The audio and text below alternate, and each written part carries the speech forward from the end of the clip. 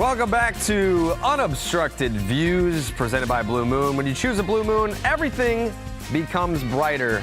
My smile becomes brighter when the Red Sox win baseball games. Jonathan Papelbon thought that I was freaking out over this losing streak. And you know what, Pap? Maybe you were right, but we don't have to talk about a losing streak because the Sox won yesterday in the finale in Toronto. That's right, brother. They didn't get swept, which is important right now. And I feel like Bennett is going to get back on track tonight. Struggled a little bit in his last game, but he's going to learn from his mistakes. He's going to put a better game plan together today. And Pittsburgh Pirates, they're in trouble because I'm looking for a sweep in Pittsburgh, baby. He's got to control the traffic because, I mean, he was issuing some walks the last couple times out. Maybe something to do with the fact that he's eclipsing his previous innings total in a season. We'll definitely talk about that as we watch him pitch throughout the night. But this is probably that point in the season, Pap, where guys that haven't been there before, they've never made 32 starts. This is when they start feeling it. Yeah, and this is important for him right now is to really just stay in his delivery, right? Not try to do too much, stay underneath his legs, and work for location over velocity is going to be real key for him. And I want him to start wrinkling in a few sweepers and curveballs a little bit more. I think that can really get these hitters to have to switch gears. All right. All eyes on Jake Bennett as he toes the slab against the Pittsburgh Pirates. We'll be right back.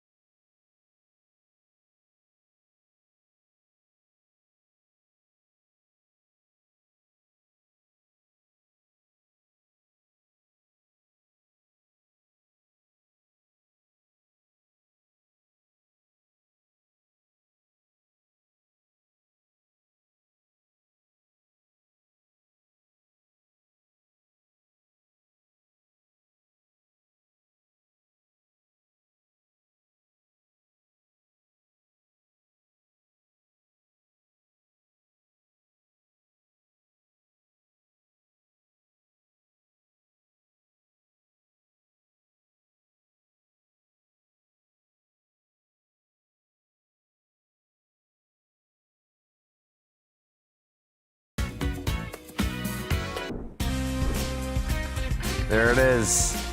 Beautiful Pittsburgh, PNC, one of the best ballparks in baseball, Pap. This was the site of your first All-Star game, yeah?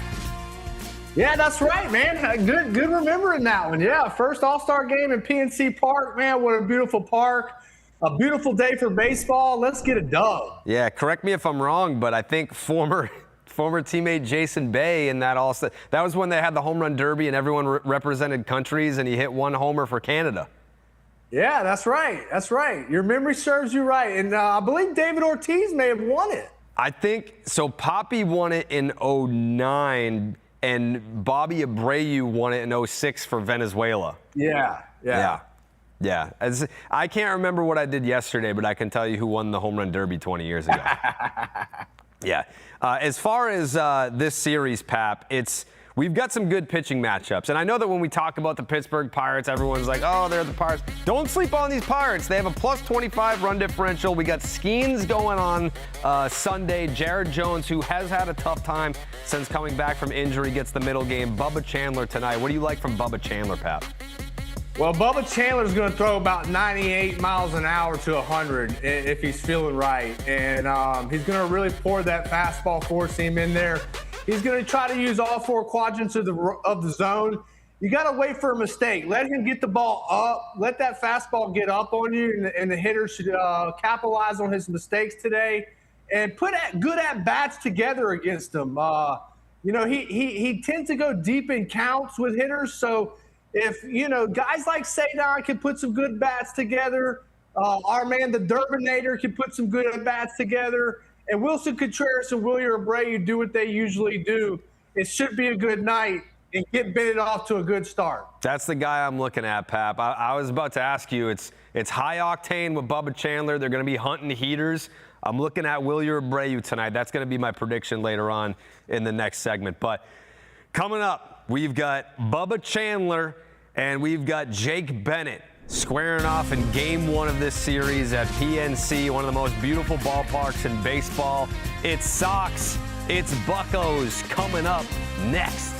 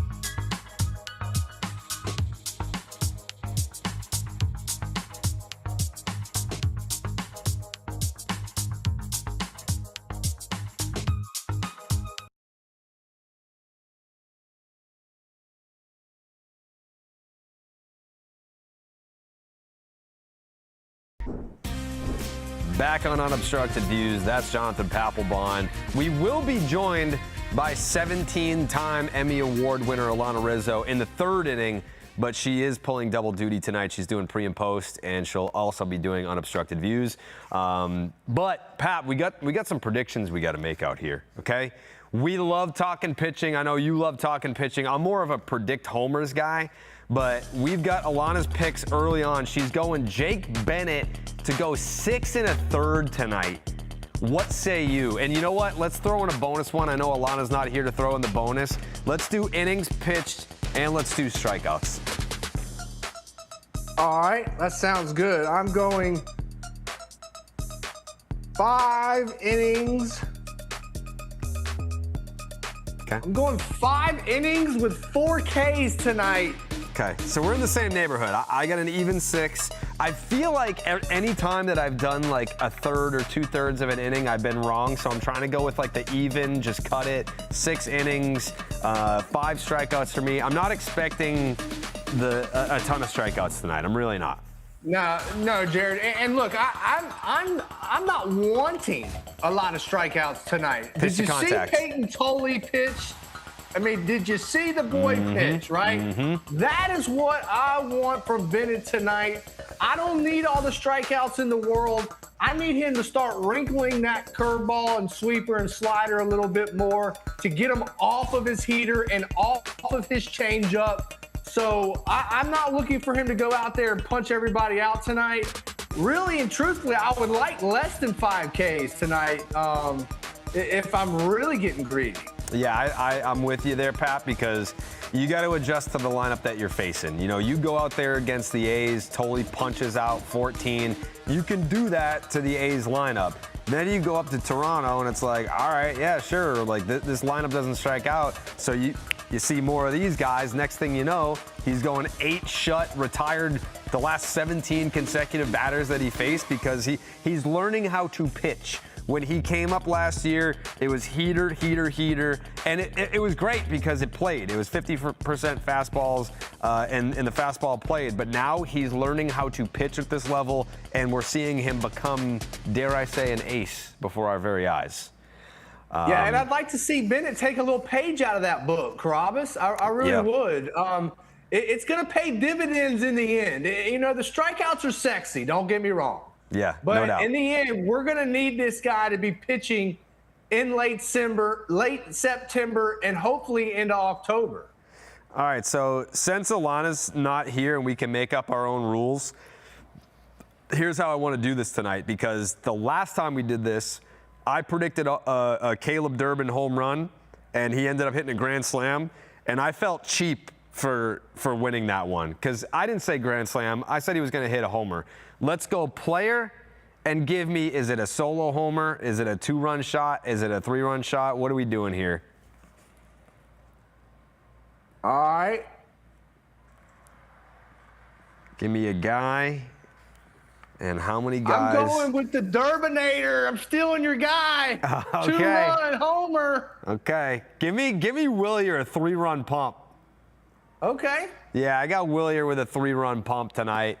Willier's been swinging the bat well, Carabas. He swung the bat pretty well in that Toronto series. I like that pick. No doubt, no doubt. And he also has a flair for the dramatic. You know, you put guys on, runners at the corners or something like that, and he's up there hunting a heater. I like my chances with that. All right, now we go on to our bold prediction. Could be anything. Could be anything at all. What are we feeling as far as a bold prediction tonight?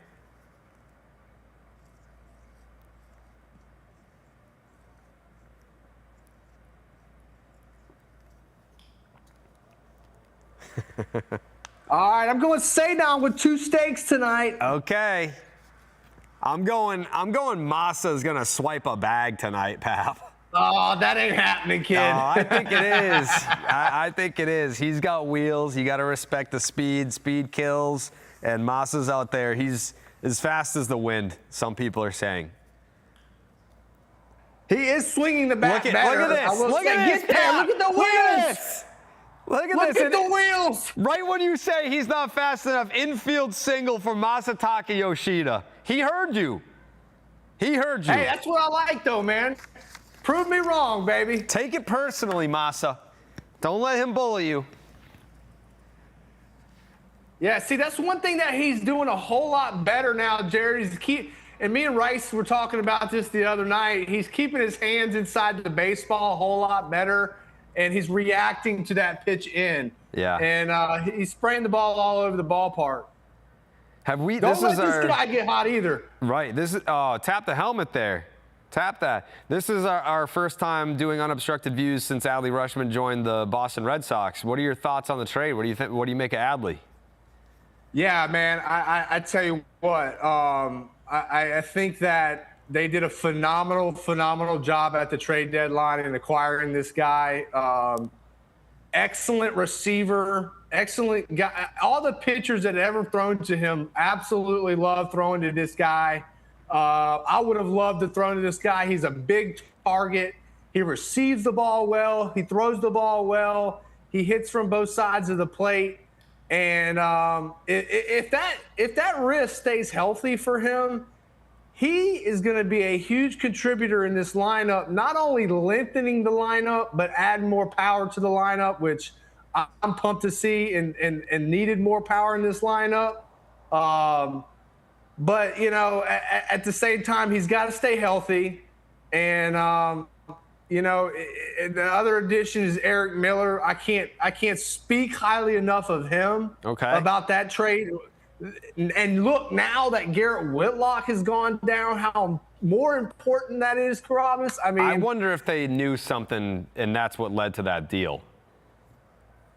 Yeah, I don't know if they necessarily knew at that time. Maybe they realized that, man, Whitlock's been throwing a bunch, man. We've been relying on this guy a lot, and we need to go get some help to kind of relieve some of the innings and take some of the pressure off of the innings counts that he's been building up. So, damn, that was a good pitch. Good pitch. Good changeup. He wasn't sitting on that. No, I'm with you on all things Adley. I think I'm a firm believer in the spine. You got to have a great catcher. You got to have a great center fielder, shortstop, second base. If you're strong up the middle from an offensive, defensive perspective, you got a real good chance to have a good ball club. And the catching position has been quite suspect for a while now. And this guy really, especially, I feel like the other element to this. You don't make a trade like that and give up what the Red Sox gave up. I understand it was a lot. I'm not going to sit here and criticize that because, A, I think you paid a premium to trade within the division. B, I think you paid a premium to keep him away from the Yankees because they were hot on him as well. I'm fine with all that. But now you got to pay the guy because you're going into a potential situation next year where we're going to miss some games. We might miss all the games, but if that's the case, you didn't give up all that for a rental. You didn't give up all that for 2.5 months of Adley Rutschman. You're going to want to pay that guy so that he's here long term. Yeah, and Jared, you say they gave up a lot. I feel like they gave up a good bit, not a ton. We'll get back to that. We'll talk about it when we get back.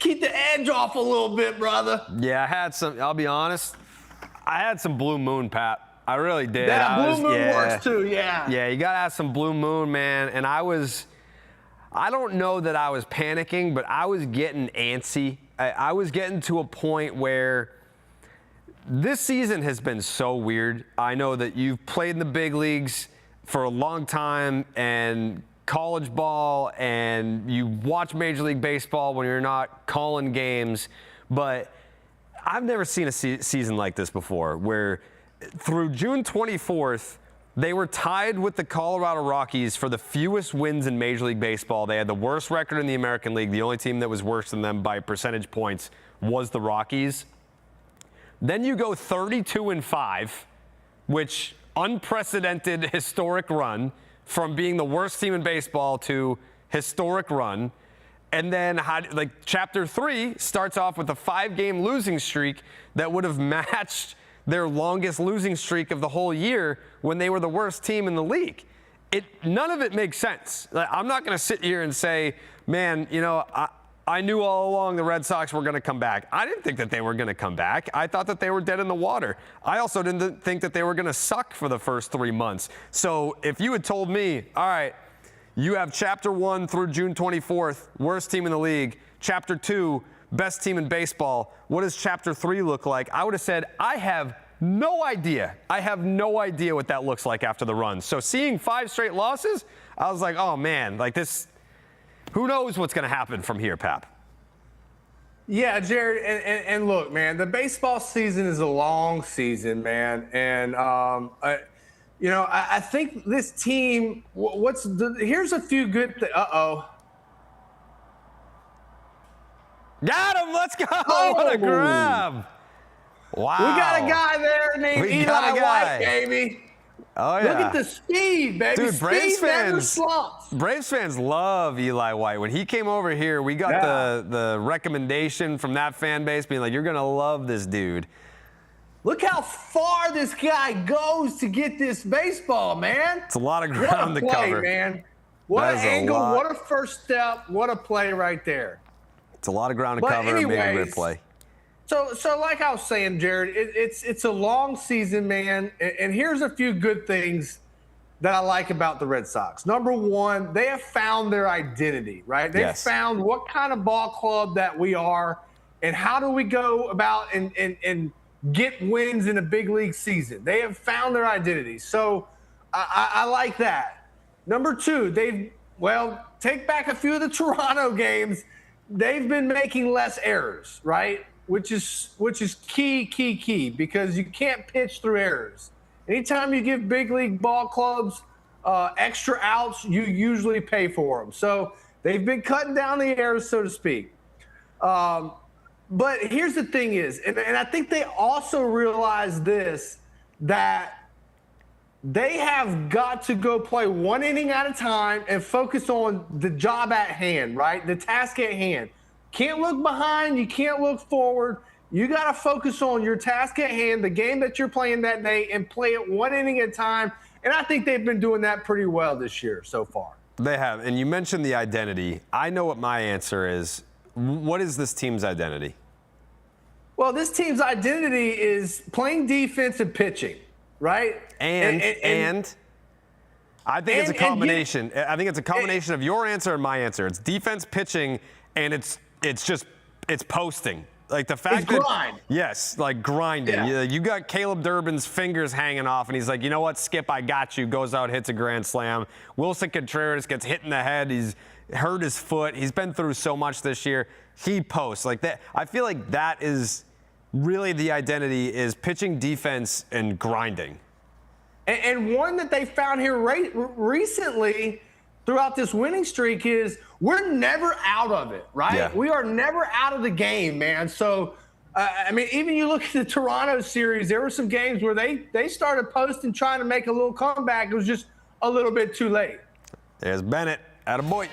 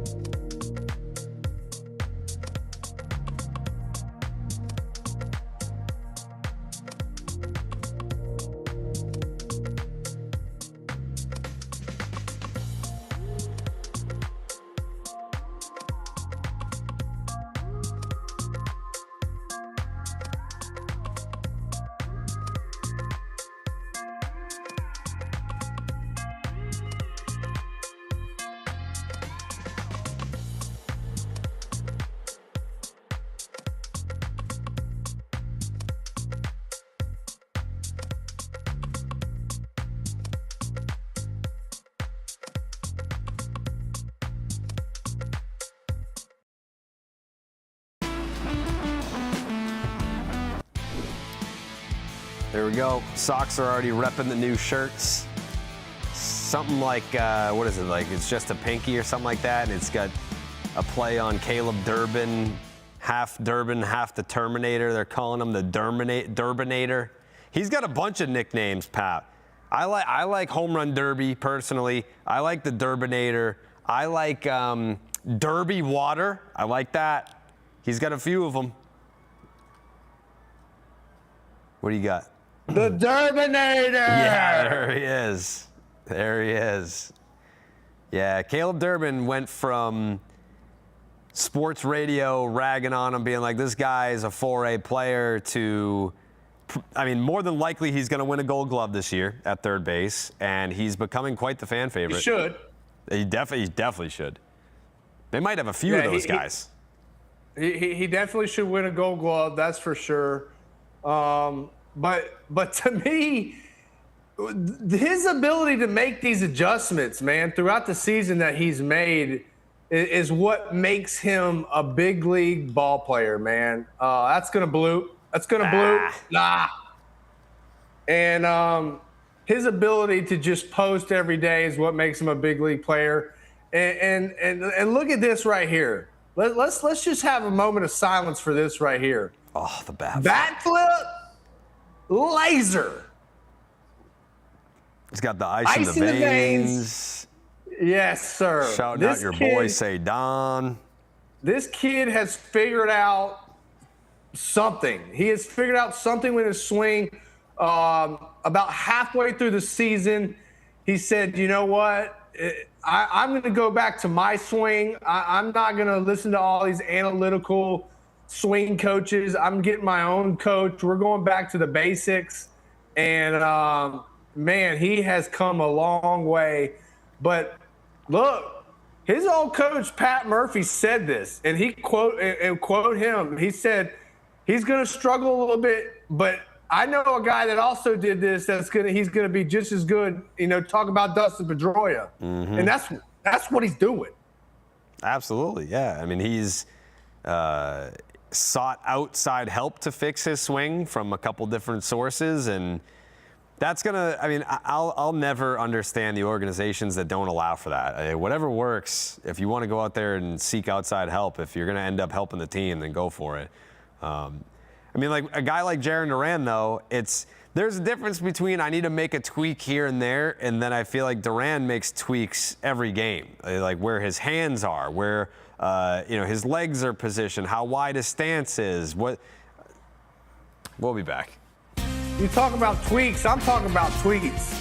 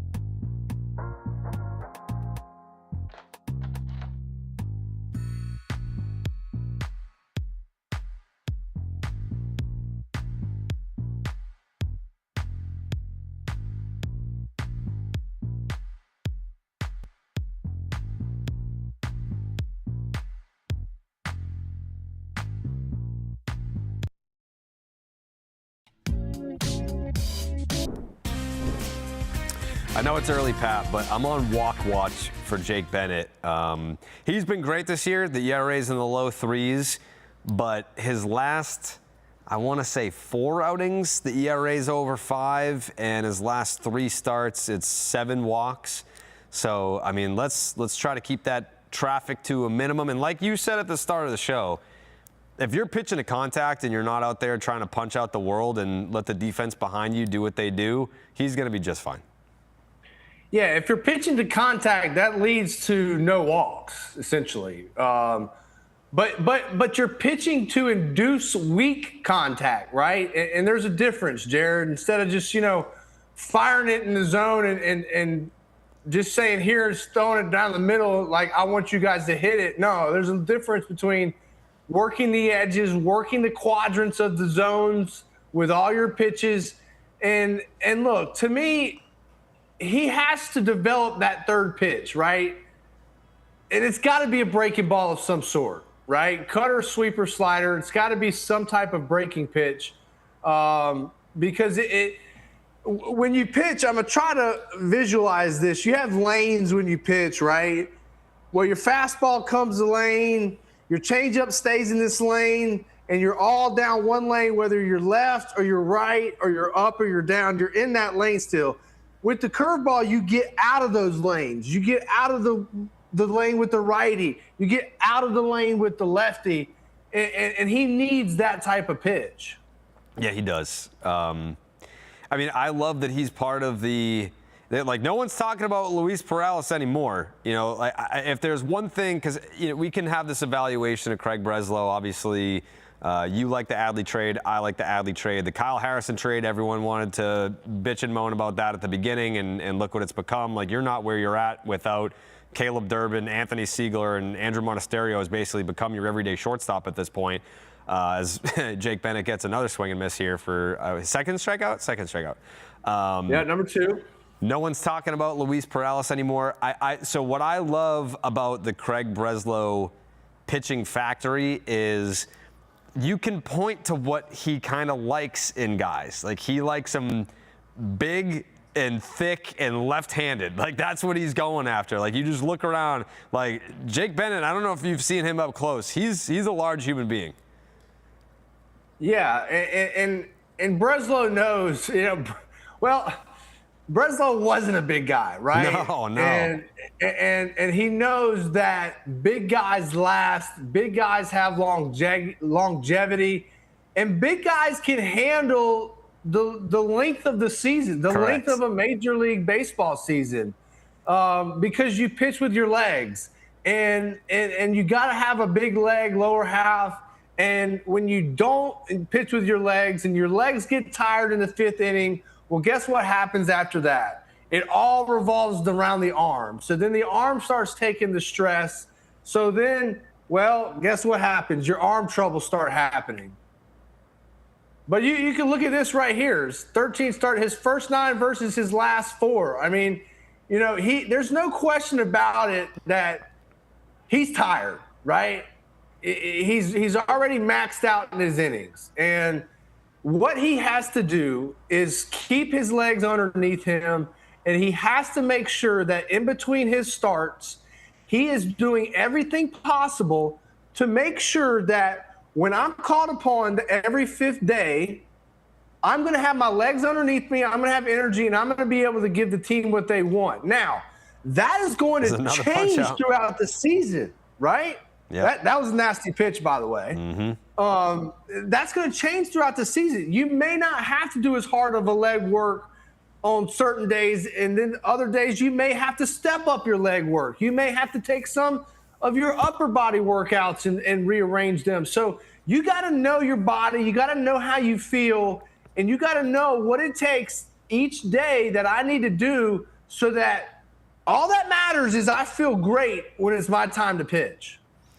I think the other thing, too, mentioning Adley, that is not going to become an issue, but I think some people brought up as potentially going to be a little bit of a hiccup, is when catchers change teams mid-season and what that can do for disrupting a pitching staff, especially one as good as the Boston Red Sox, who over that run that they just went on 32-5, they can say we were and are the best pitching staff in Major League Baseball. Can you talk a little bit about that? I know that we've got one strike to go here, but so we can revisit on the other side if we have to. But a catcher switching teams mid-season and what that can do to a pitching staff. Yeah, it's super important, Jared, right? Because like you have visuals as a pitcher to your catcher. And, you know, I always used to like a big catcher, right? Because he's giving you that good visual that you want to throw through that catcher. But it's a different sight. Get that ball. Get that ball. Oh, come on. Get that ball. Ah. Ugh. Man, it looks like the ball is absolutely flying today. It looks like it's hot and the ball's flying. That did not look today. like hard contact to me at all. No, and it looked like that ball ran into his bat. I mean, there's nothing you can really do about it. He kind of just threw the bat out there. But hey, what do they say? Solo home runs don't beat you, right? No. You got to keep working here, kid. Yeah, I did not have that as a homer off the bat. No, I didn't either. It didn't sound like a homer.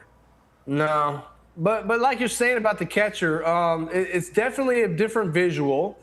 And, you know, you want to feel comfortable with your visual behind the plate and how he sets up and what he looks like and how he receives the ball. And I think Adley receives the ball great. Yeah, that's actually a good piece of hitting. He stayed through the backside of that pretty good. Ball's just flying today, man. I mean, that ball's usually not hit early in the season. That's not a home run, but looks like the ball's flying today. Jake Bennett, not a man of many words. You're not going to get some sort of super emotional reaction from him on the mound, even in a bad spot or a great spot. I know we're Ponchum. What do we got there? Is that an Adley challenge? Yeah, I think that might be a ball. Okay, see you later. All right. It technically strikes out the side. We're back.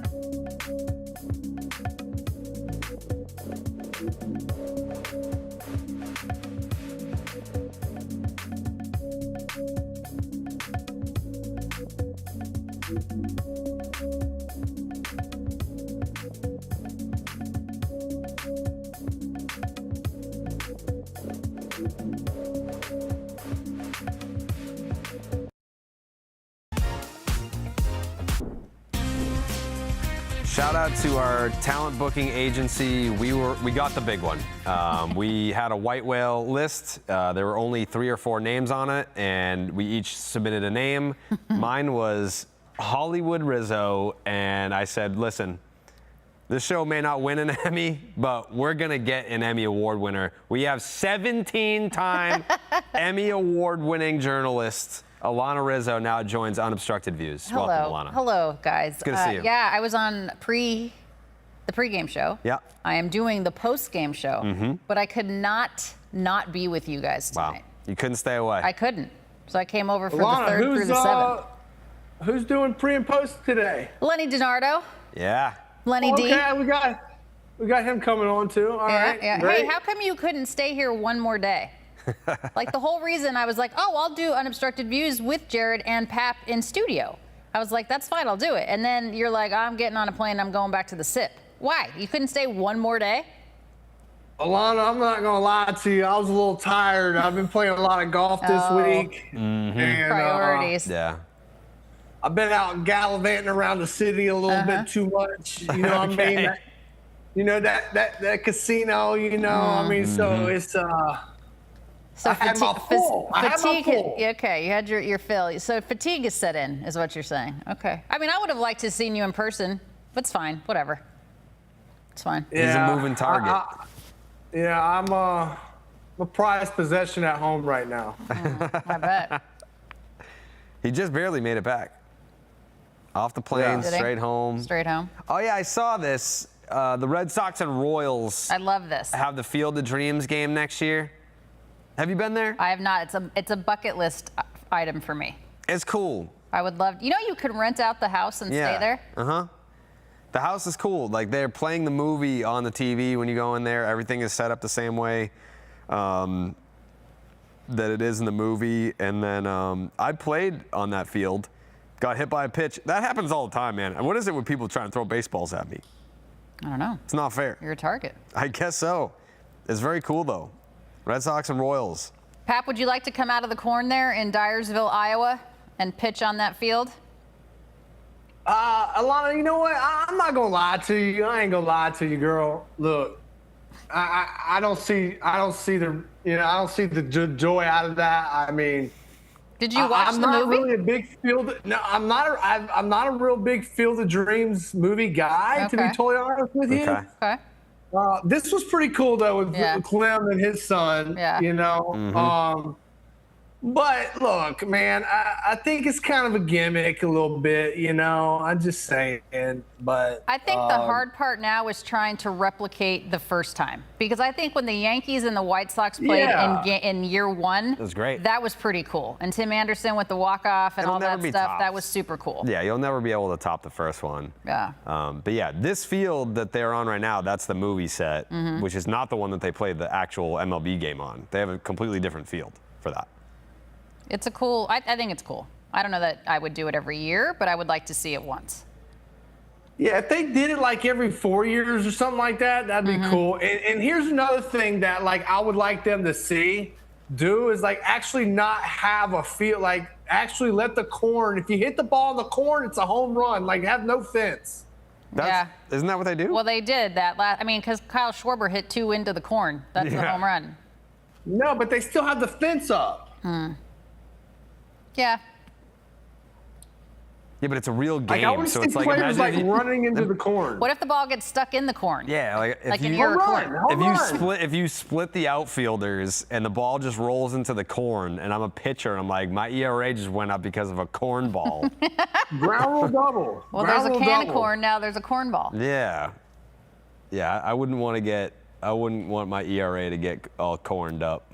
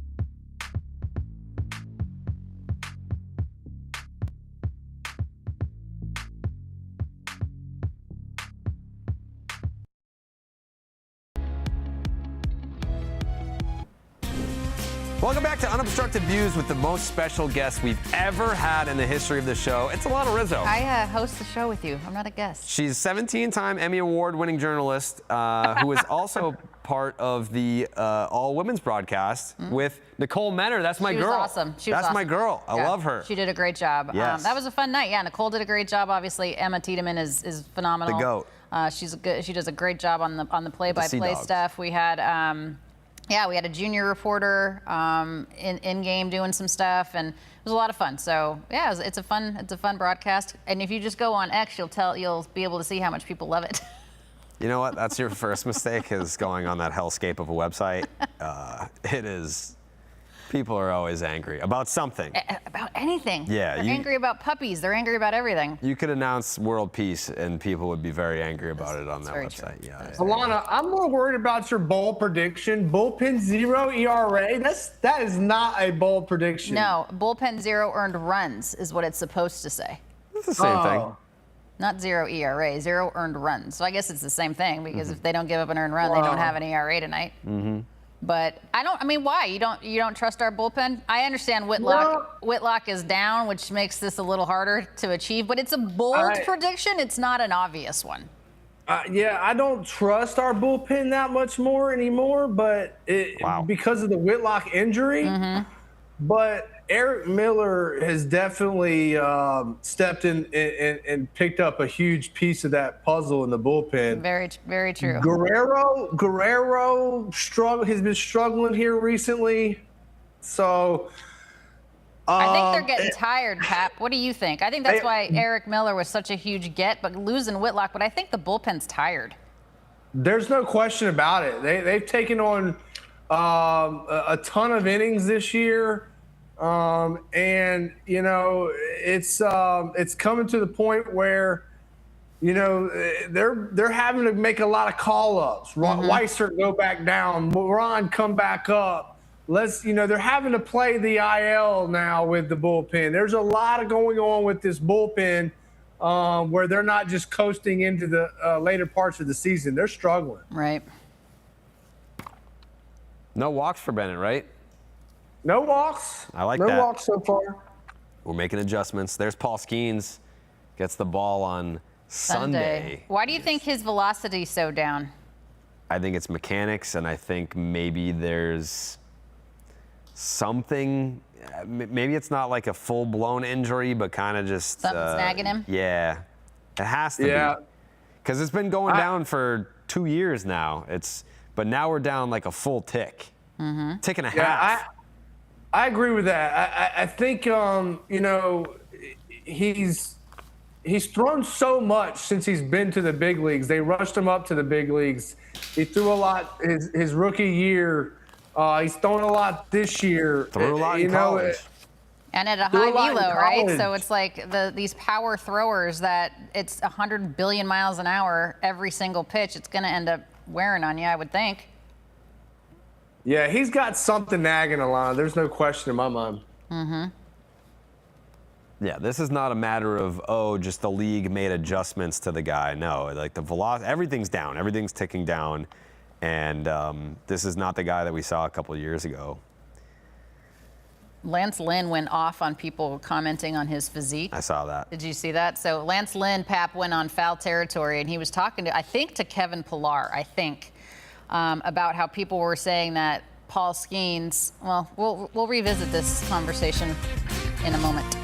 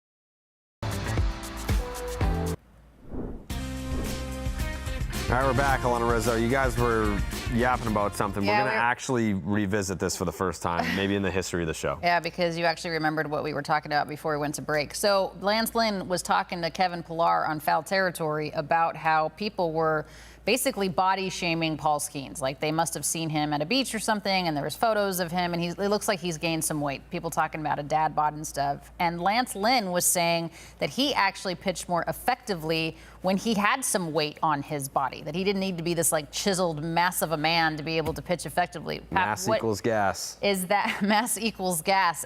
Do you think the weight has anything to do with the ineffectiveness of Paul Skeens, or just more that he is dealing with some sort of like maybe minor injury? No, I don't think the weight has anything to do with it. Now, when I was pitching, I didn't want to put on a bunch of weight. No, don't get me wrong. There's a fine medium, you know, like, you know, you still want to be in shape. But to me, it's a matter of his legs. He doesn't have his legs, and he's got a nagging injury of some sort that's just like a wear and tear injury, nothing like structurally damaged. But I can't wait to see him in the final of this series, final game of this series, and I'll be able to kind of look at him a little bit more up close and personal to see, you know, what he's pitching like, what he's got going on, how he's pitching. But look, I played with Bartolo Colon. I mean, this guy was a beast, and I played with David Wells. So you can't tell me. He's not a small man, David Wells. No. Loves his wine, loves his food. And you can't tell me that he would have been a good pitcher if he was skinny. He wouldn't have been. I think that Paul Skeens knows what he's doing. He's a pro. He's not going to get too overweight. He's going to be able to still stay in pitch and performance shape. It is bizarre. The word for me is uncomfortable. Like, I don't like that he's not pitching well and he's not his normal dominant self. Like, I'm a fan. I was a fan when he was at LSU. I was watching him then, and to see this kind of happen so quickly, it's. I mean, the game needs Paul Skeens to be Paul Skeens. No doubt. Wheels. That is how you hustle. And can we talk about this man, how hard he plays, man? Yes, talk about it. Like, look, man, you know, I know Fenway booed him and everything, and they didn't really know the true story. Right. But I'm telling you, man, this guy's got more grit than a gravel road. This dude is, I mean, he plays with some heart, some grit, some determination. And look, he's the least of my worries when it comes, you know, running. And he's dealing with a hamstring right now. And not only that, he was dealing with a hamstring, and he was sick when he didn't. The coaches said, "Hey, just give me what you got," which was, you know, that's all he had. Coaches knew that. So it's a non-issue for me. It was most certainly a non-issue for me as well, but I was there, and I think it was more so the optics that, like, if that's all you got, I'm fine with it, especially when he told the coaches before the game, like, I don't have a lot to give today, but I'm going to give you what I got. I think it was the optics that he veered off before first base. Like, even if you're running at 60%, like the optics of running through the bag versus veering off and then going straight into the dugout, it's just different. I'm not saying that like I personally care about that, but I think that probably was one of the bigger reasons why the fans booed. Yeah, that's a good point. You know, I could see that. But at the same time, you know, the fans really didn't truly know the inner workings of what was going on with him. And so he definitely a hall pass for me. Yeah. Because, man, does he play the game the right way? Yeah, and I mean, you know, I feel like I've said as much in the time since this happened. I believe it was, Saturday against the A's, that the Red Sox were still, that day they were going for 10 straight wins. So that was the first of the 5 losses. So at that point during that game, you're attracting a crowd like, oh, the Red Sox are going for 10 straight wins. Oh, they're the best team in baseball. They're the hottest team over the last month. Let's go to Fenway. A lot of those people had no idea that A, he was sick, B, he got hit in the head, C, he had missed time because of, like, you know, his foot. They don't know all that. Like, they were just starting to tune in. That he's had this year that have been game-winning. Yeah, yeah. So it's a pass for me.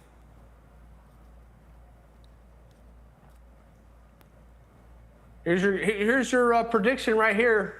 2-run, or did you say 3-run? I said 3-run. Yeah, that's going to split them. That's going to split them. You got to go. Oh, they sent him. You got to go. Oh, no. Oh, man. I don't know. Would you have sent him? Yeah, 2 outs. Yeah, 2 outs. You got to send him, Alana. He's just not at top speed right now. But that's what I mean. Knowing that he's a little banged up with the hammy and the sickness, I don't know that I'm sending him there.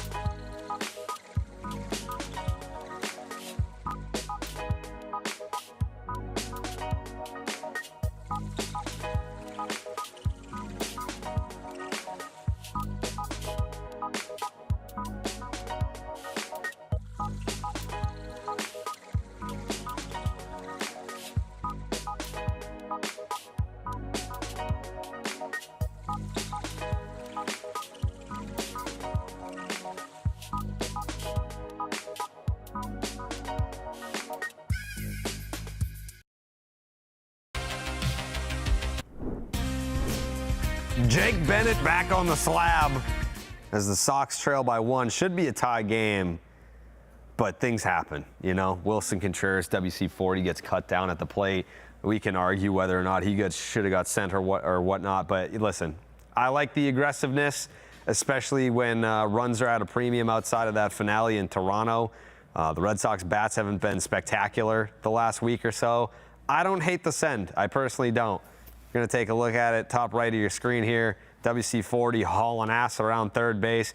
Took a perfect throw. They got a perfect throw. It is what it is, Pap. Yeah, dude, look, at the end of the day, I agree with you. Alana might not, you know, thinking he's sick, but I'm just thinking 4th inning, it's not, you know, you still got a few innings to work with. It's a 1-run game. You're not getting blown out. He's not at full strength. I mean, I think it's 6 on one hand, half a dozen on the other. It did take a perfect throw. I will admit to that. But if I'm dealing with a hammy, I don't want to make it worse, number one. What do I know? It can go either way. Shit if I know, man. That's baseball, Susan. Send it. Send it. Yeah, I just like sending him because number one, there's 2 outs. It's okay to make the final out at home. You want to have to make them. You got to understand, they got to make a perfect cutoff and relay system there, and they did. He also took the turn a little bit wide, Pap. He also took that turn a little bit wide instead of cutting the corner, a little tighter there. Yeah, and look at, see, that's Jake Mangum, the Mississippi State guy from the outfield, hitting this cutoff guy perfectly, So if he went to Clemson, he probably wouldn't have. If he went to Clemson, we're scoring. But, Mississippi State guy out there in center field. So. That's right. Perfect throw. Just an absolute rocket of an arm. Perfectly placed. So, and that's what he does well. And he's always done that well. He's always got to balls really quick. SEC hits leader in all of SEC baseball for college baseball. So the kid knows how to play, and he knows how to play the game the right way, and he made a perfect throw. Yep. 8-6-2, y'all. Mm-hmm.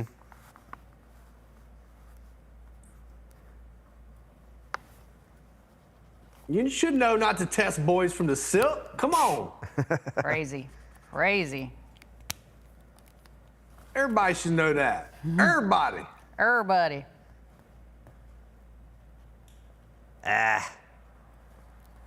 Ah, man. Is that a fair ball? Yeah. It is. Ground rule double, I believe. Yeah, Bennett is just leaving balls middle of the plate. Watch this ball. That's pretty much middle in. It's just not finishing a pitch right there because he wants to go into him right there. You saw where Adley sets up. He wants to drive that ball glove side, and he's just not getting it there, not finishing his pitch. And to me, that tells me he's a little tired, man. He is. He's a little tired. Yeah, this is not a good situation. 2 runners in scoring position, nobody out. Mm-mm. Okay. That's going to score Same 2. situation, damn it. Damn, dude, that's the same situation. Trying to go in there, leaves the ball middle in. That ball was smoked too, by the way. I think I saw $110.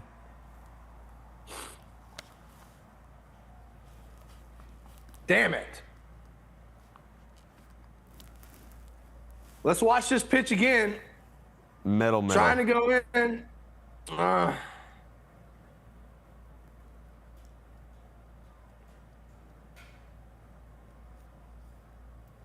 Yeah, he's just making mistakes middle of the plate right now. Middle of the plate and up.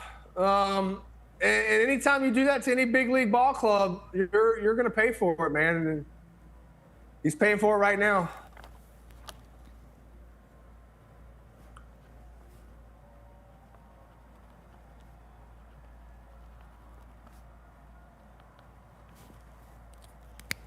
And still nobody out in the inning. Nope. Yeah, we got no outs, Alana. We got to find a way to get one.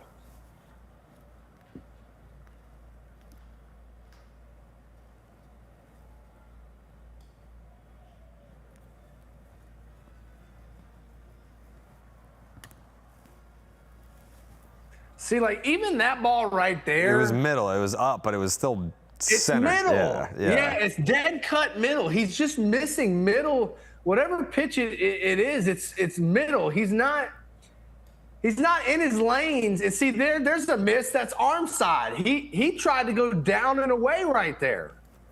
So, something's telling me that he's just tired, because that's what happens when you get tired. You start missing arm side.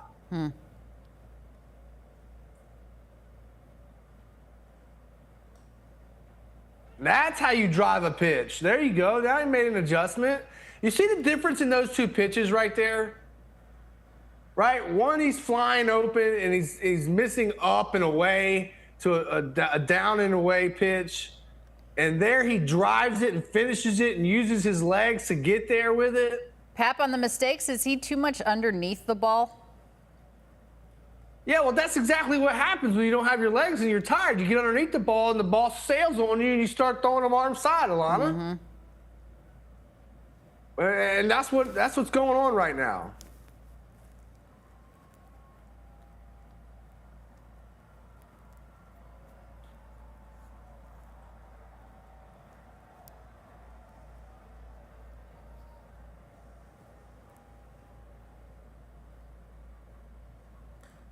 Ugh. I don't hate the idea though, but would be a big strikeout for the first out. Yeah, and look, this is another aggressive young lineup that he's facing. So you leave balls middle, they're going to make you pay. Middle. Middle, lucky. good. He's lucky there. But, you know, you got an aggressive lineup, just like they're just as aggressive lineup as the Toronto Blue Jays are. And to me, I always use that as an advantage to the pitcher, right? Like if you're going to be aggressive, well, I'm going to wrinkle in a few. I'm going to make sure I'm on location because Jim talks about this all the time. If I'm on my location, I'm not going to be able to hit you. I don't care how hard you throw. If you throw the ball where you want, that's a good pitch. Finishes that pitch, executes that pitch. And he has to continue to do that in order to be successful. But he's got to rely on location over velocity right now because it just doesn't seem like he has that much in the tank today. No. This is also 5 straight starts of at least 3 earned runs for Bennett. Yeah.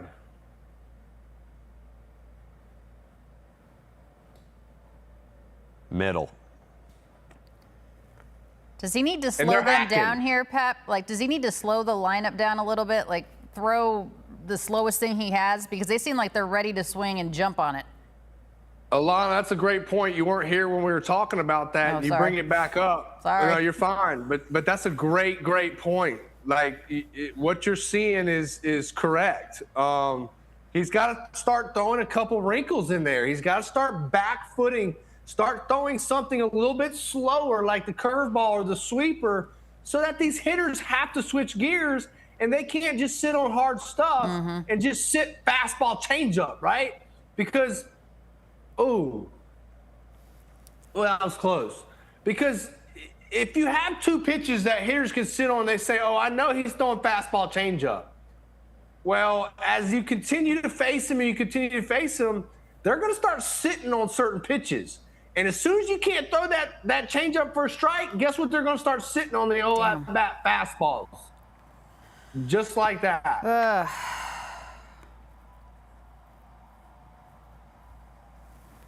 I might just leave. They were doing better before I started sitting here. I mean, none of it matters if you can't score runs anyway, but. So to my point right there, and this at-bat is a perfect example. Okay, he tries to go heater in. He doesn't get it all the way in, number one. And number two, in that at-bat, he did not prove that he could throw his changeup for a strike. Okay. Or his sweeper or slider or breaking ball. So guess what the hitter's going to do, Alana? Just going to sit Sit on the fastball. on the fastball, yeah.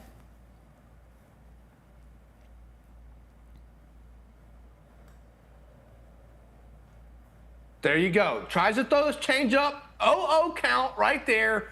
It's what I'm talking about. If he throws that for a strike, now Jake Mangum has to honor that. He has to honor that pitch. Well, guess what? He's spitting on that pitch because he says he can't throw it for a strike. Oh, he's going to lay the bunt down. Now he's going to surprise everybody. Oh, He was out of the we got running lucky lane, there. The foul. no? Oh, it went foul. We got lucky there. There's your boy, Just foul. Pap. Yeah, he's a great friend of mine.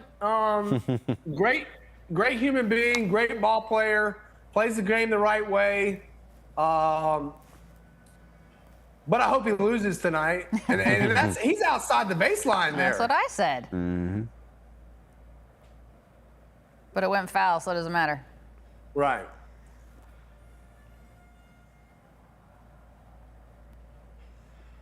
How many pitches now? 69. Yeah, he started the inning off with, I think, 47. Right? 48, 49, somewhere upper 40s. Yeah, he's not long for this game.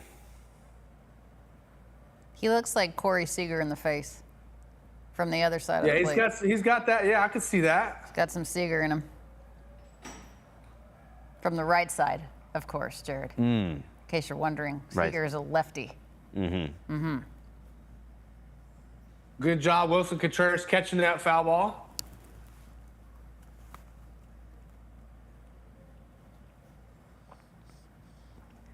I mean, the way he's been missing, I think he would be lucky to get out of this inning with 4. Yeah. How many pitches this inning for him? 25. 25 pitches, yeah. So it looks like it's going to be a 5 and dive situation here. If that. If that, yeah. My bold prediction was incorrect on the amount of innings for. Would you have 6 1/3? I said 6 1/3, yeah. I went 6 even, so we're both going to be wrong. Yeah, see, he doesn't have his changeup tonight. And unfortunately, on nights that he does not have his changeup, he's just not effective. He's the type of pitcher where he has to have his changeup. He has to be able to throw it for strikes and get ahead. And he has to be able to throw it in counts where he wants swings and misses. And he just can't do either of the two right now. So, that's why we're looking at a 4-0 ball game, 2 outs, man on first with 3-0 count here. Might need a pitching mound visit after this one. So what do you say to him? Hey, you got to start finishing your pitches, right? He's not finishing your pitches. You got to get glove side. If you're trying to go into these righties, you're facing a right-handed heavy lineup. You got to start bearing down and using your legs and staying within your delivery and focus on location, Jake Bennett, because you're a good enough pitcher to when you focus on location, if they have to hit your pitch, you're going to be good, kid. Let's go, baby. Let's go. I need you to get this last out. Let's go, kid. How do you not respond to that? I know.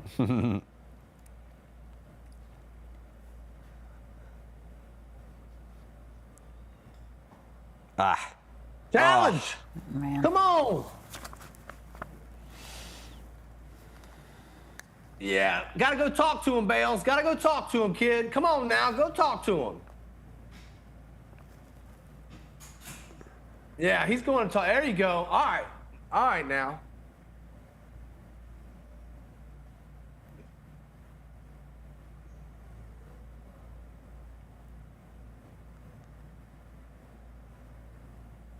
All right. Let's look at Flores again here, right? Fastball up, right? You got him swinging. You got him in swing mode. You try to go up there again. You don't get that pitch called. Well, what do? You try to go 4-seam back in again. You don't get there. Now you leave one hanging over the plate. So, he's just he's not driving his fastball down and into these righties. He's just leaving it out over the plate for him. And another thing is they're sitting on it. So you really have to get it in there when they're sitting on it. Velo's down a little bit too. What's he usually at, 95, 96? Yeah. Yeah, he's been 93, 94. I mean, you got to get Davis here because you don't want a 6-run, 7-run deficit already in the fourth. No. Yeah, we're not coming back from that. We lately we just we haven't been scoring runs. The offensive production hasn't been there, so you got to keep the game right here, guys. It's that simple.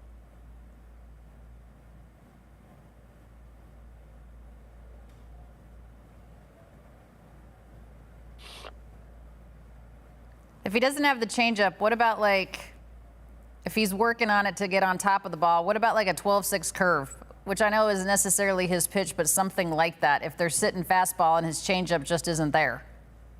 Yeah, Alana, it's going to be the sweeper for him, right? Like, that's the bigger breaking, sweeping curveball type action pitch is what he's going to have to go to. But the problem is, Alana, is he can't throw that one for a strike either right now.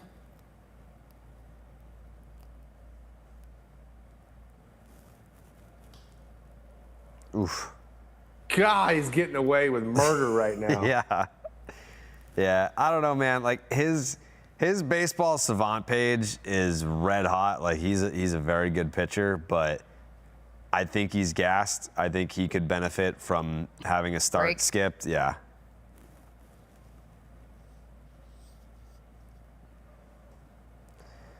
There you go, mercy. There's a good changeup.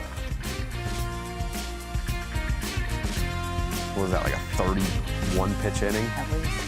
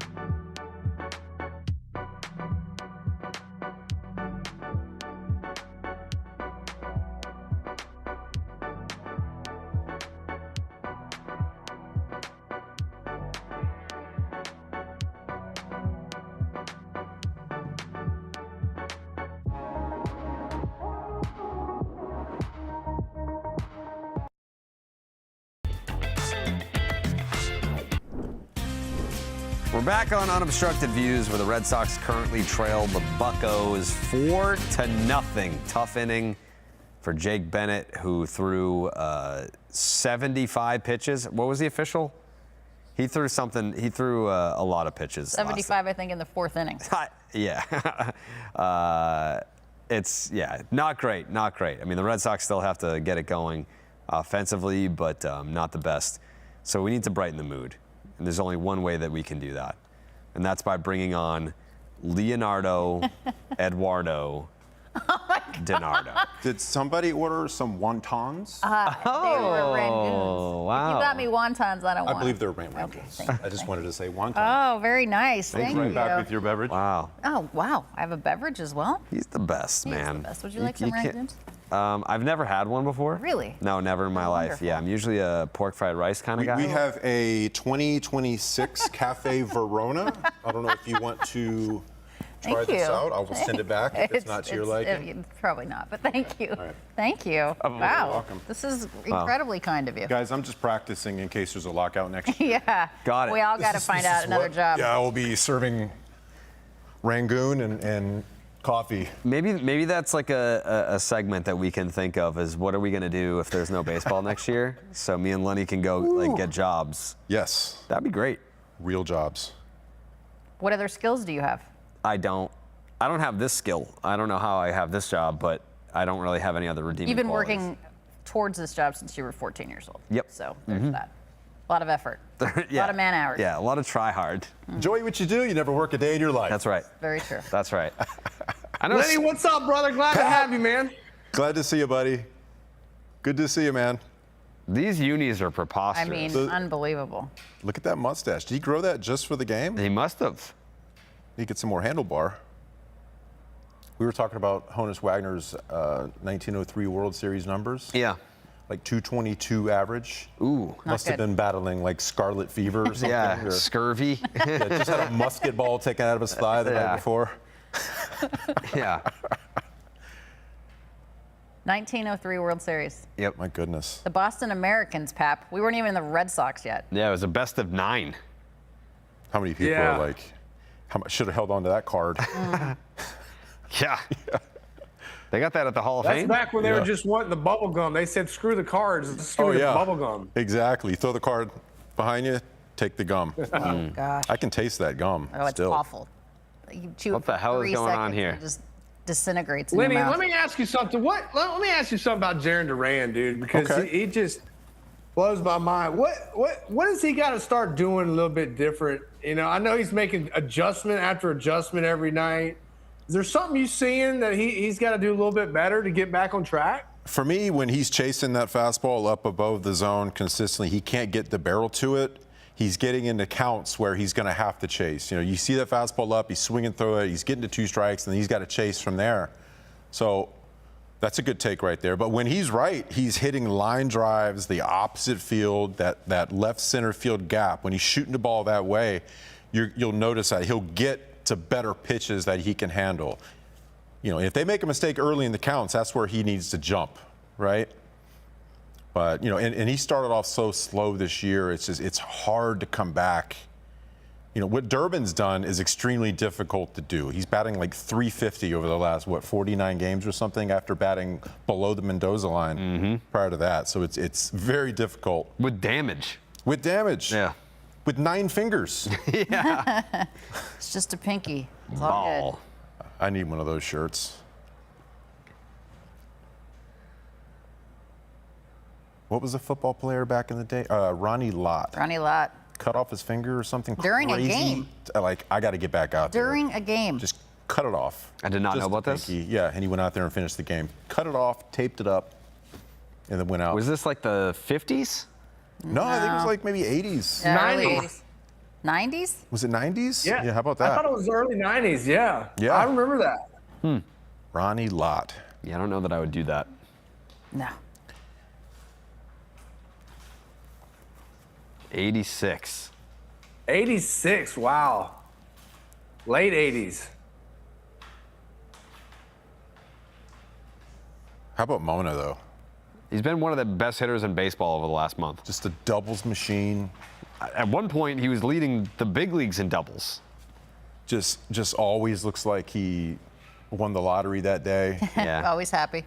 He kind of did, right? He was in Great big dude. leagues playing every day. Defense believe is a little that he- suspect, but Sure. he can hit. I believe that he was a big, big reason why when the Reds were asking so much for Ellie De La Cruz, they said, no, thank you, right? I mean, this guy has proven that Get he through. can. There you go. Look at Hey, this play. ball down? Ball That's down. another one, right? Oh, yeah. Up, No, long single. Yeah. Another ballpark, though. Take it to the bank. Citizens Bank. Park. PNC Bank. What's the sponsor? Is it? This is PNC. Oh, It's a okay. bank. I didn't know if we had one for the Oh, for us? unobstructed views. Do we have a bank? Salem 5. So take it to the Salem 5 Bank. Look at that. That's a Pat and Mona swing right there. Chalk That got line. chalk, yeah.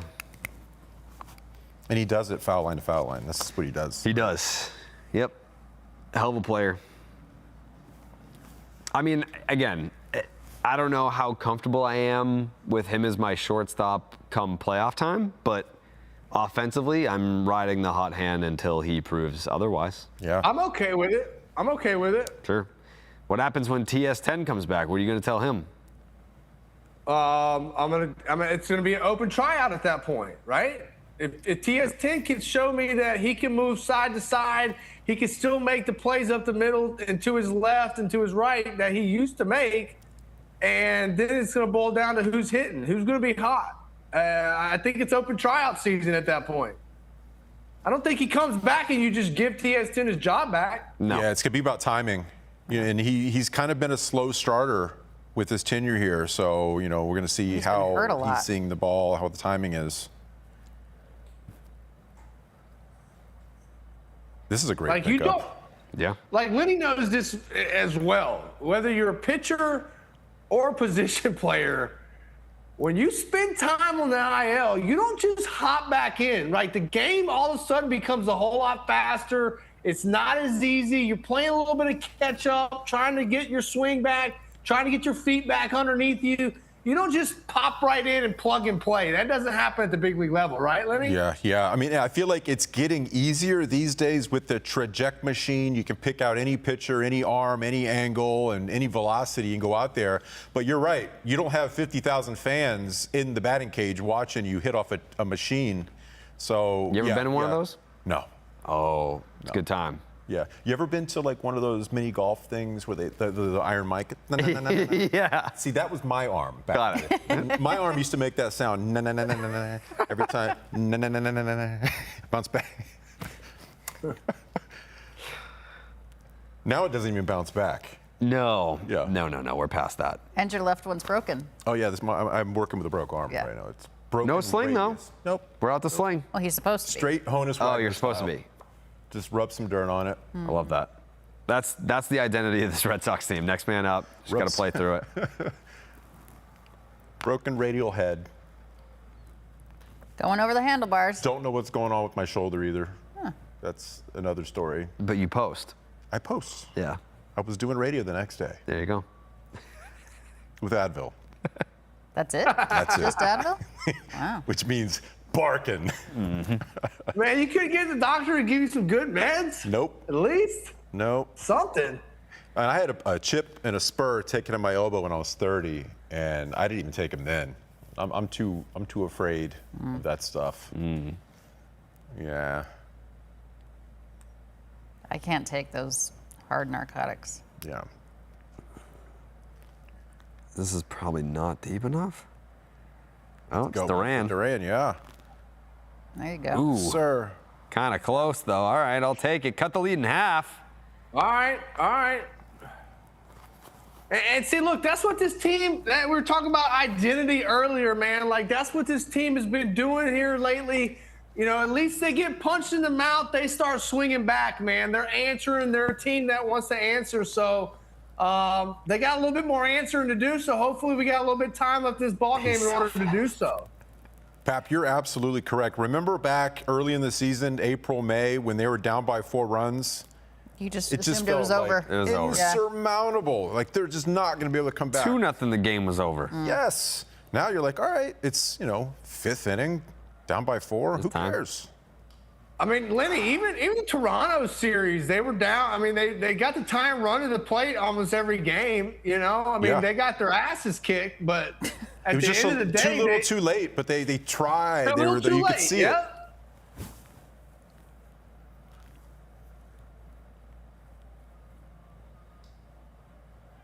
Alana, you have Massa as a homer? I do. You do. That was Well, one of we my, could use my that home run right bold about now, predictions. Alana Rizzo. That would be Good ballpark for lefty Huge. pop. Mm-hmm. What about the north side notch? We talk about the north sure. side notch. I've never heard of that until today. That I little still don't know triangle. that it's real, but What Oh! the hell was that? Go, go. Mona, go! All right. Ooh. All right.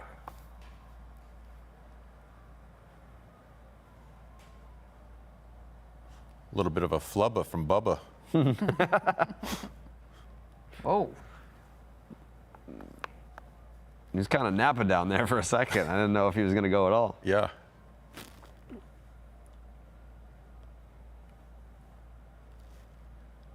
Didn't something happen against the Pirates the other day with Skeens on the mound where he threw to second base, and I think it got by, but the runner passed the base, past second base, and didn't retouch it to go to third, and they got him. He gone.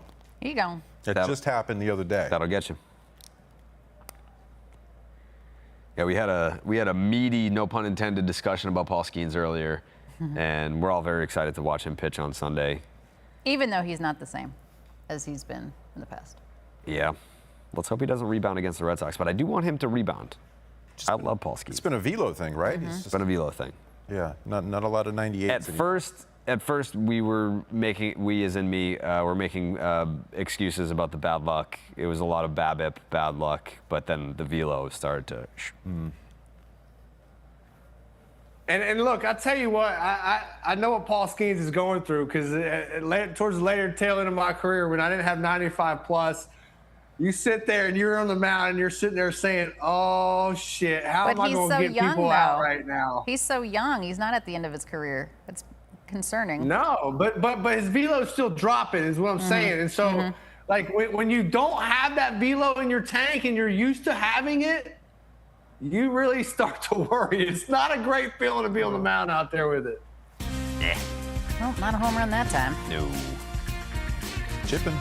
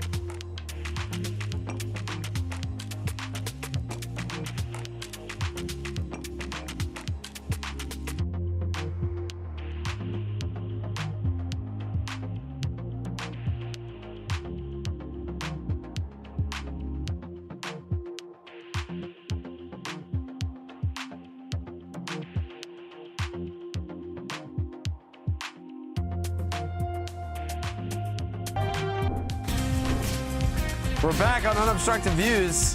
That's Alana Rizzo. That's Lenny, Eduardo DiNardo, and Jonathan Papelbon. We're talking Sox over here. They just cut the lead in half. We're pretty excited about it. And the Red Sox have gone to the bullpen here. We're making a change. We're going from the right-hander. We're going to the left-hander with Moran. Let's see if the Sox can come back. This is amazing. Thanks for joining us. Is today Friday? Yes. On this Friday night, this beautiful August Friday night.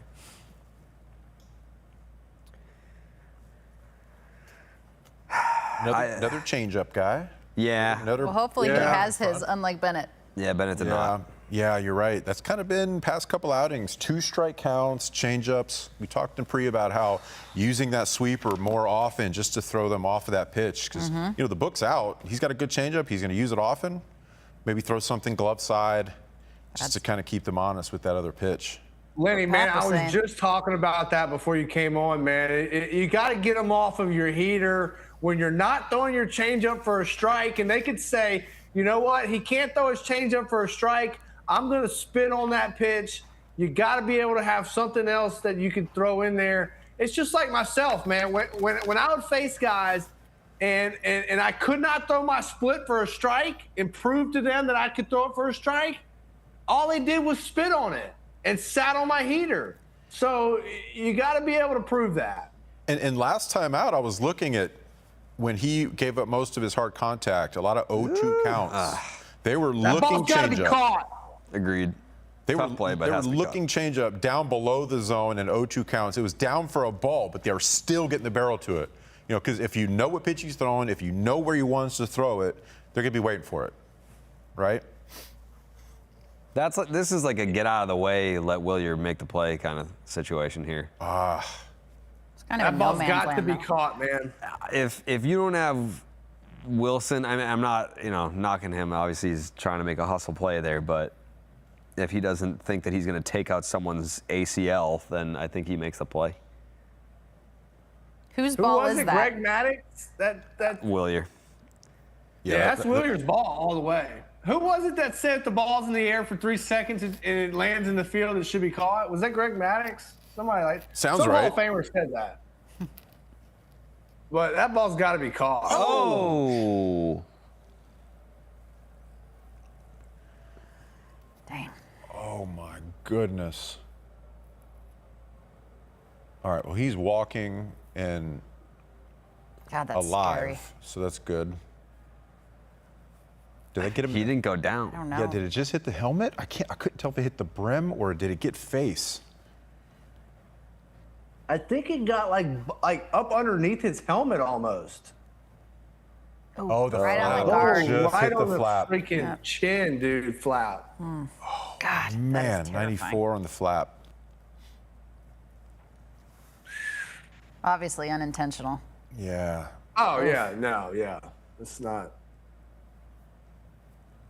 He's all right, thank God. And that's why you wear the flap. Yep. Wow.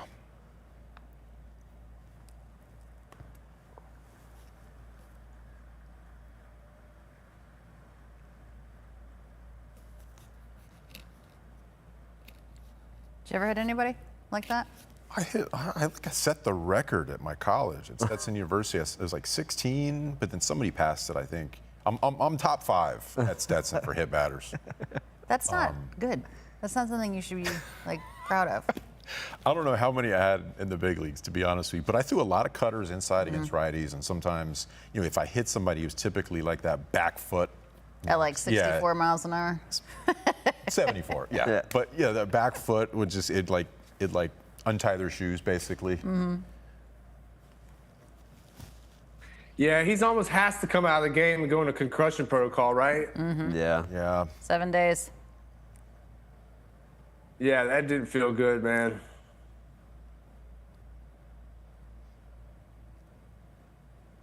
Nine. 9. Okay.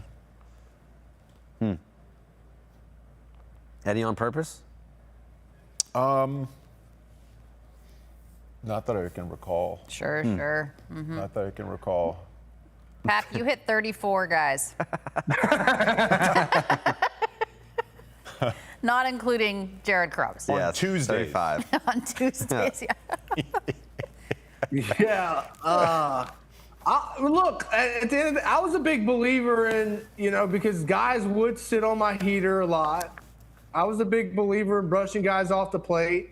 Guys in the 9th inning crowded the plate and try to punch ball. Their at-bats changed. But, yeah. The Cap, only you- one guy I really hit on purpose, or 2 guys I hit on purpose, were Manny Machado and Manny Ramirez, both Mannies. I thought you were going to say Alex Rodriguez for some reason. I feel like he definitely hit A-Rod at some point. You know what? I might have hit him on purpose once. I think everybody tries to hit him on purpose. Yeah, I think I did actually. That's got to be terrifying to be A-Rod, knowing the entire league hates you and they want to throw at you, and he still hits 696 home runs. Yeah. It's pretty It took me impressive. like 6 pitches to get Manny Ramirez, though. It took me forever. In one at bat? Yeah. You just like limbo? No, well, I was throwing some in off the plate. Like I think there were like warnings or somebody knew. It was like I didn't want to get fined. At that point, we were getting fines, and like it was a close game. I didn't want to get kicked out of the game, So I had to go about it like strategically, Yeah.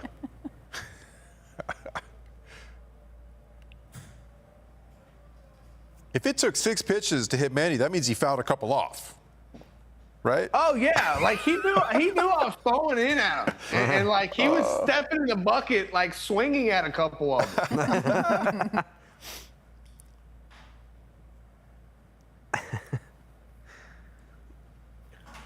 All right, you got an 0-2 count here. You got to bear down, see a ground ball here, kid. See it happen, visualize it. Throw you a good changeup right here. 4-6-3 double play. I'm calling it. Let's go. Okay. I wonder what was going through Manny's head during that at bat. Like, so many questions. Did he realize that you guys were teammates at one point? Like, valid question, I feel like. No, he knew I was Here we coming go in. He again. knew I was going to drill him. He knew that you were going to do that? Yeah, because we had gotten in a brawl in the clubhouse. Well, not a brawl. Poppy had to break us up, but we had gotten into it in the clubhouse before that. And Tito had known that. And this is the point where Manny was really – he had checked out, right? He had checked out from the Red Sox, and he was done. And I called him out on something. I forget what it was. And he came after me with a bat. And I was like, dude, you got to put the bat down before we can do anything, kid. Like, you know, like you got a bat. Chill out. This was this had to have been like Oh my God. that weekend in July. It was like July 1st, 2nd, 3rd in New York when he took the 3 pitches down the middle from Mo and just went back to the dugout. Yeah, he had checked out, like I was saying, like checked out, dude. Yep. Okay. Oh, God. See, no. this is See, what I'm that's what talking you about. can't have in the postseason. Yeah, or the regular season, or spring training. I feel like Manny's hands are registered when he's holding a bat too, right? I mean, that's like Yeah, it got to be. we've The seen, weapon we've of seen what he destruction. can do with the bat. Yeah. Right. I mean, this is a great play, but you just got to finish it, man. I mean, great job getting to the ball, but either, you know, you got to finish the play or just hold on to it. I think he just felt like he could throw it up there anywhere. It's kind of odd.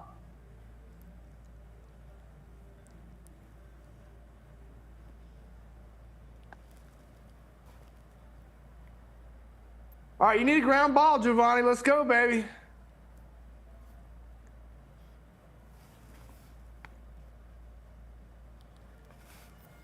That's one of those times where you got to buckle down mentally. You go out there, you get a ground ball. If it's 1 foot to the left, it's a tailor-made double play. Now you got to get back into that mind frame, do it again, bear down. Yeah, that's a great point, Lenny, because you're thinking, right? Oh, man, I got the ground ball that I needed, and then it doesn't happen, right? And Nothing. you're like, man, that's a great point, dude. You got to buckle down, man. You start thinking So many really times- negative. Yeah. So many times they can start to spill on you a little bit, right? It's a great point, man. You're just expecting that as an out. Yep. Because you're excited. Like, I just got the off the bat right there, you're thinking, that's my double play ball right there. Then you don't get anything from it. It's pretty deflating. Is that a double steal? Double steal, yes.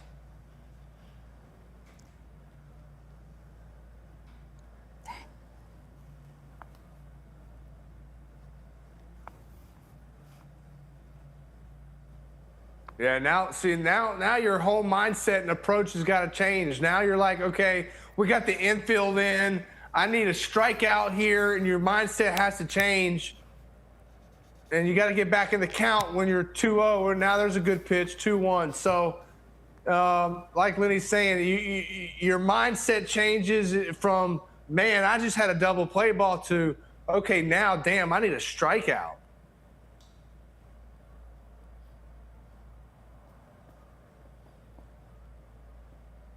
Just threw 2 pitches, outer third. Last one was a changeup, so I'm thinking maybe a 4-seamer in on the hands right here if he can kind of get it and locate it. Yeah, Lenny, it's got to be some type of swing and miss pitch, right? It's got to be well located, heater on the inside part of the plate, maybe a back foot cutter like you used to throw, but it's got to be well executed. Can't be left up out over like that. He went heater, but I don't like throwing 3-4 pitches on the same side of the plate in a row. I feel like they get the hands, they get it timed up. I mean, he elevated there, which is good, but I feel like if you're going to be successful, you got to show in. There you go. That's a good pitch. Great pitch. Adam Great Babe. pitch. See, he showed up with the fastball in order to get that changeup down in the zone for swing and miss. So Yep, it works that's a great north, point. south, Yes, east, sir. west. That's exactly what he did, Lenny. That's a great point right there. That fastball up and away set that pitch up for him, right? Yep. It's a nice job getting back into that count from 2-0. All right, now we can move the infield back. Any kind of out plays right here. Got to buckle down. Great pitch. And see, unlike Bennett, Moran has shown that, okay, I can throw that pitch right there. That changeup, I can throw that changeup for a strike. So you have to honor that pitch.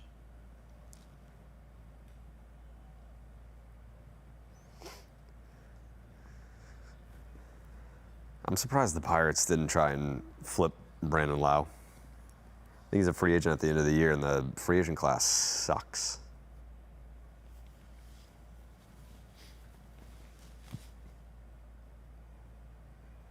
All right, got to execute here. Come on, Giovanni.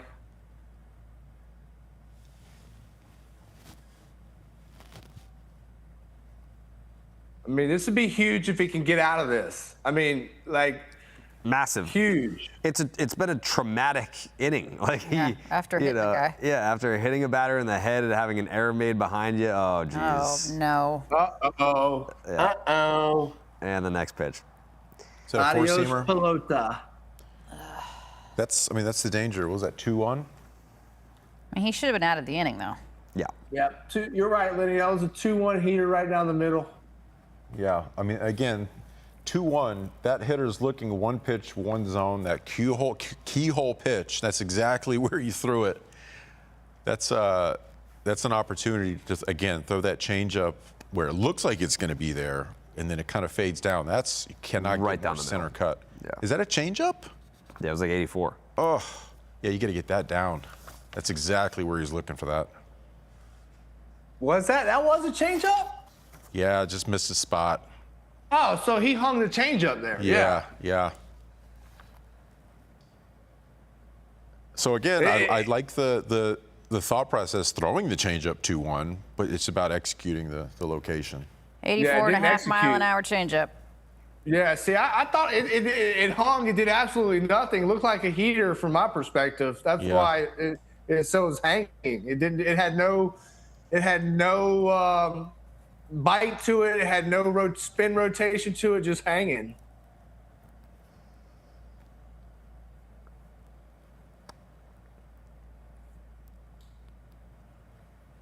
All right. Well, look. Hey, they've proven that they can climb back into games. They're still a half of a ball game to play here, so a little less than half of a ball game to play. There's still a little bit of time left. They're going to have to do what they've always been doing and play one out at a time. We talked about this earlier, right? When you get down by a few runs, you got to play one out, one at batter at a time, pass the baton, and you can't make any more errors. You got to play errorless baseball, man. That's the other thing, too, is the team was built on pitching and defense, and Oh, my Jake God. Bennett gave Speaking you of. a bad start, and the defense has let you down in a major way.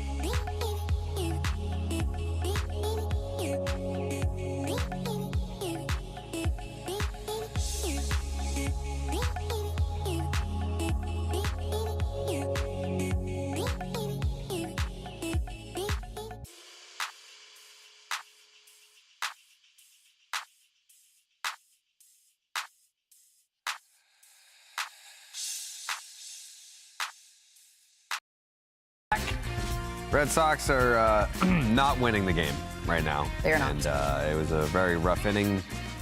But here's the reason why, partly, if we want to go back to the at-bat before the home run, Lenny. I personally don't want to revisit it, but we can. Well, we can show what a good changeup looks like. Yeah, you know. I'd like to revisit it because I want to hear Lenny's take on a couple things. Yeah. So I'm having a hard time seeing that. There you go. So Yeah, the little one. it's very like my old eyes, but you can see when he gets to a certain count and the changeup dies down below the zone, you get swing and miss on that. That's a pitch where it's swinging inducing. You cannot have that touch any part of the strike zone, but it has to look like it's going to be.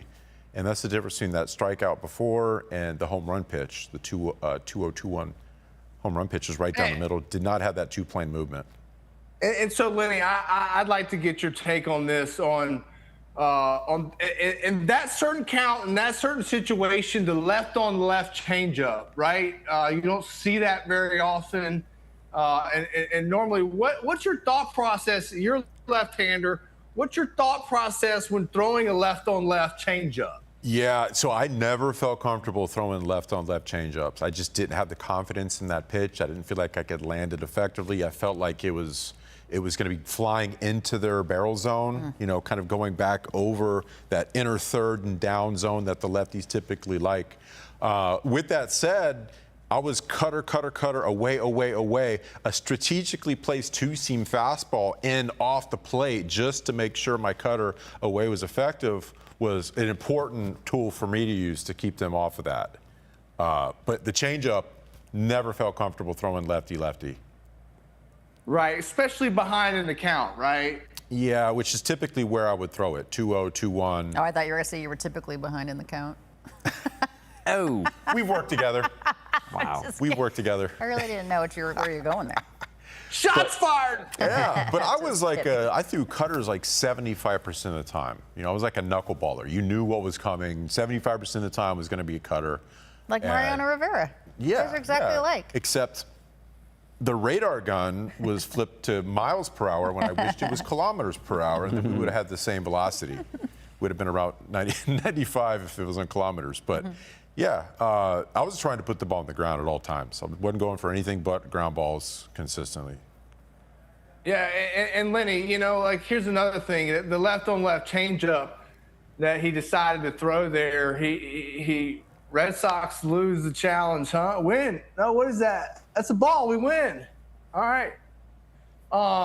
You know, normally you're throwing a pitch down and away, slider down and away, something to get his eyes looking away. Then you're probably going to throw that changeup maybe on the inner half, back-footed a little bit. But yeah. he didn't have any pitch prior to that to indicate to me why he would throw that changeup. So to me, a huge mistake by him. Yeah, and I always go to I have a hard time criticizing somebody's pitch selection, right? Because they're confident, they've got intent in that pitch then and there. But it's always about location, right? You can throw any pitch if you locate it right where you want it. Most of the time, 9 out of 10 times, it's going to be effective. You know, that pitch, if he throws it 6 inches down below the zone, probably get a ground ball, probably get a swing or miss, nothing hard. Yeah. But yeah, you know, great I point. talked to guys like Ortiz. I remember when John Olerud was on the team, I talked to him and Trott, specifically lefties, and I'd ask them, Oh my gosh. okay. I'm gonna get, Oh my gosh. all right. I don't know why you would want to. Trying to get Wilson Yeah, off you get and the trading Abreu for Wilson. I guess. But I asked them. That's all they're doing. I asked those guys, hey, if I'm coming out of the bullpen, what are you looking for? What are you looking for? And for me, it was always, okay, your best pitch is your cutter. I'm looking down and away. So I'm trying to keep the barrel deep, hit it out of the catcher's mitt, and think about shooting it the other way. So I said, okay, what would I do to be most effective? What can I do to be most effective against you guys or any other lefties? And they said, if you could throw a two-seam fastball in off the plate, then we have to tear up that book because we can't really sit away the whole time. Just showing it would be, it would make them tear up the scouting report. So yeah, but the change. I love that. I love that, Lenny. I love, like, I don't feel like enough pitchers talk to hitters. I used to talk to hitters all the time as well, man. Like, if I'm throwing you this, what are you looking for? Or if I throw my split for strikes, how are you going to approach me once I show you that strike? You know, like that's a great a point there of talking to hitters and seeing what they're wanting. Because now you can start pitch sequencing yourself and saying, okay, I gave you this, now I'm going to throw that. And so I like to hear that, man. Yeah, I mean, it's like, you know, it's chess. You're not just looking at that pitch, you're looking at the previous pitch, right? Yep.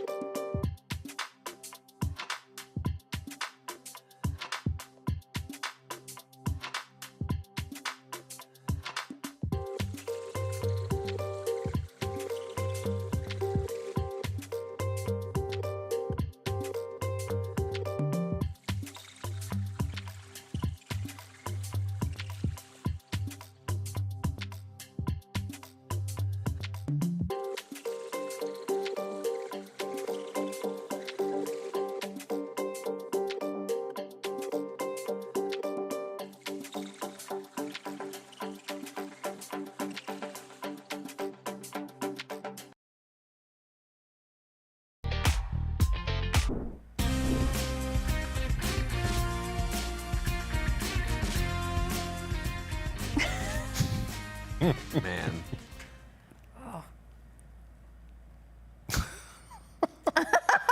My God. You guys. I was like trying to see if it like went under his helmet.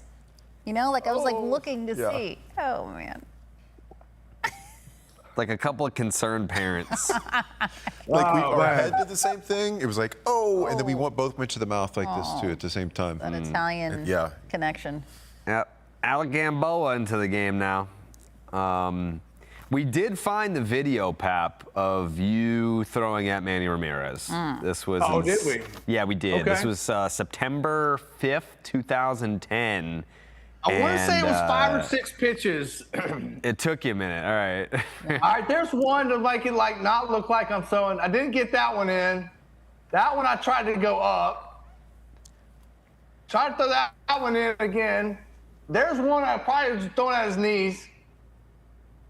Missed that one. Tried to throw it Was in, Manny and then with the I White finally Sox get at him. the Yeah. Finally get him on the elbow or some shit like that. Yeah. Took forever. Yeah, I mean, it definitely was. I mean, you didn't get him in the numbers or nothing, so you had plausible deniability there. Yeah, yeah. I was looking to stay in the ball game. I Yeah. wanted that save. Yeah. Yeah, let's play a little game here, Pap. We're gonna try and guess. You're gonna try and guess your former teammates here based on their silhouettes. You know who this is by any chance? Oh, lefty? I'll give you a hint if you don't know what it is. He lived above the I'm baseball gonna say, tavern. I'm gonna say Javi. Nope. No. Can I give you a big hint? He ended up in Oakland at one point. When he lived in Boston, he lived above the baseball tavern. Lenny DiNardo. Lenny DiNardo. There he is. You have no idea how bad that hurt my arm getting that back in I that was gonna position. say. That's true, yeah. Say yes. Look at the change-up grip right there. Yeah. Who is that? I mean, that's just an awkward silhouette. Is this a Japanese guy? Yes. Daisuke Matsuzaka. Daisuke very good. Matsuzaka with an RBI knock in Game 3 of the World Series in Denver, Colorado. Wow. Yeah. He has more RBI in the World Series than Aaron Judge. Wow. Next up. Ooh. Okay. This is an 07-08 teammate. Is this a Julian Tavares? Yeah, I think that is a Julian Tavares. It is a Julian Tavares. Well, he was there in 06 That too. away, Carabas. Yeah. I got a great story about Julian Tavares while we're on Julian Tavares. Okay. I've never, Lenny will like this story, right?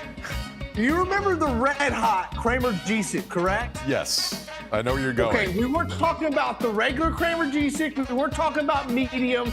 We were talking about red hot. Okay? This guy would come down to the bullpen, take a dab of red hot with his finger, and eat it. And I said to him, bro, what are you doing? He goes, oh, Poppy, you got to heat the body from within. It don't work that way. You got to heat it from within. I was like, nah, bro, that ain't how it works. You got to heat up the ice cubes. The weirdest cat I ever played with, dude. Julian would have to roll the ball to first base. If he got a grounder, he would bowl it. He would like bowl Yeah, the I ball remember to that first too. base. Because he was afraid to throw over. He was weird actually, cat. speaking of Manny, he was roommates with Manny Ramirez in Cleveland in the minor leagues. What an odd combo. Yeah. All right. We'll BRB.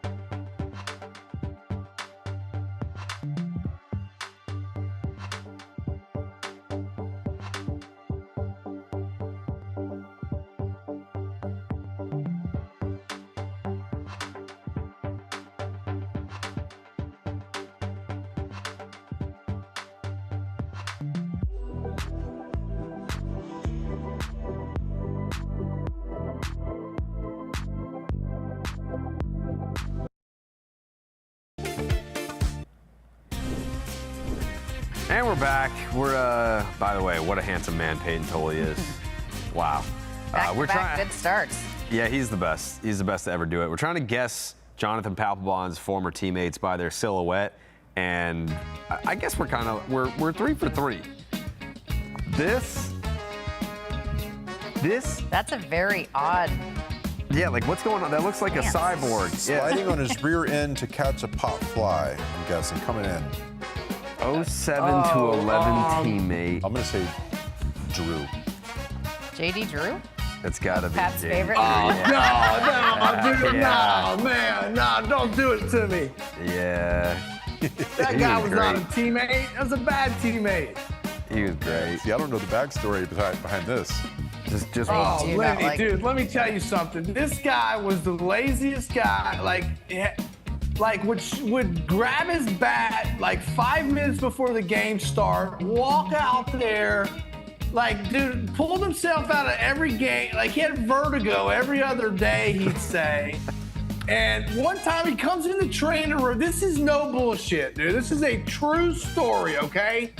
I'm in the, closers, we getting ready, from the first inning. I let all the bullpen guys go in there and get their work done, go to the bullpen.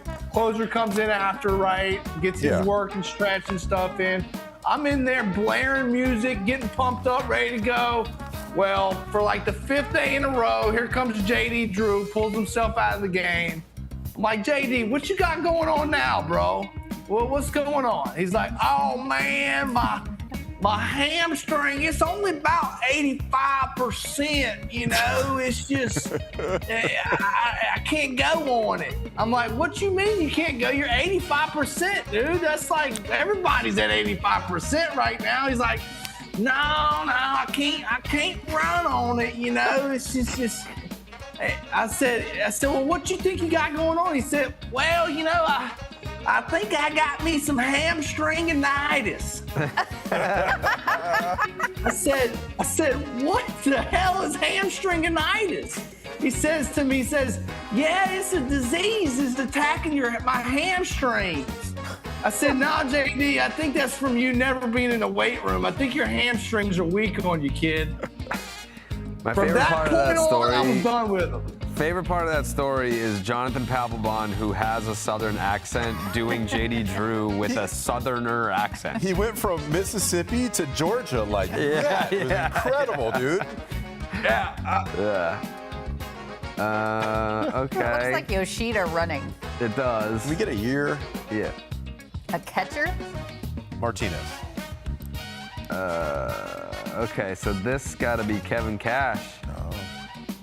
Yeah. Oh, good one. Good one. I had no idea.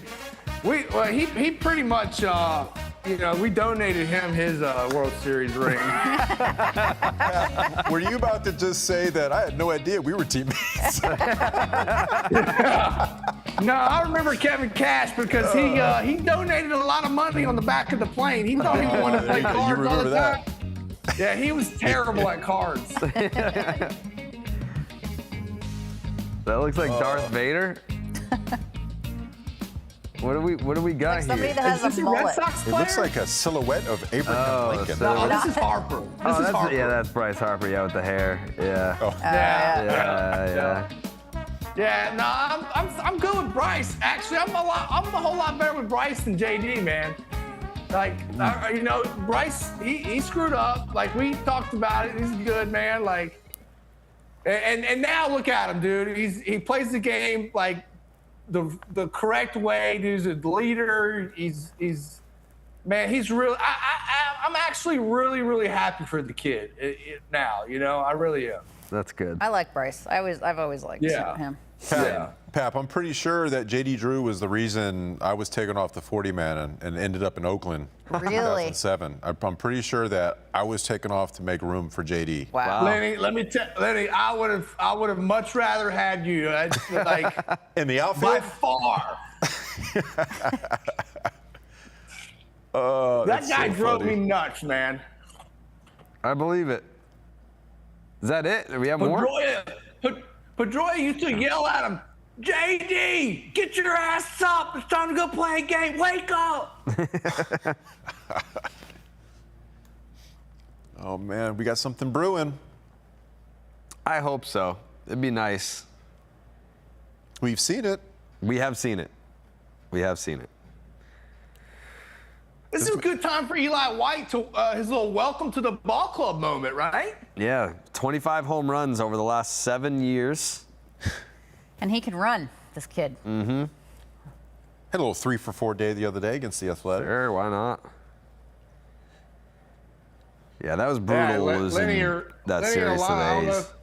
I don't know if y'all saw the first inning, him go get that ball in center field. Yeah. I mean, Covered a lot of ground. man, Oh, yeah. the guy can cover some ground, man. Cedon Rafaela-esque. Cedon. Yeah.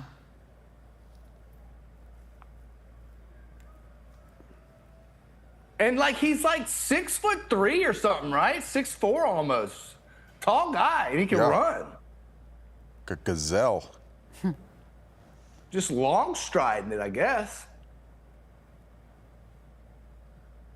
I like the high socks look. Oop.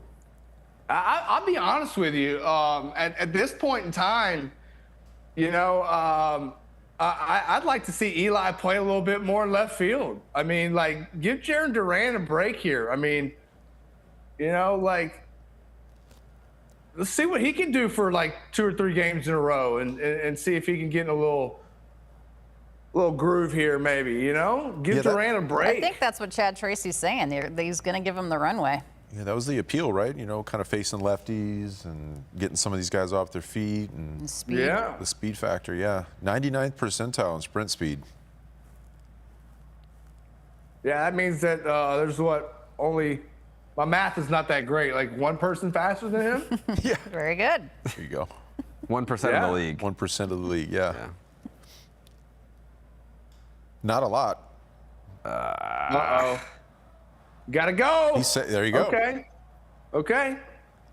So he moved the guy over. I mean,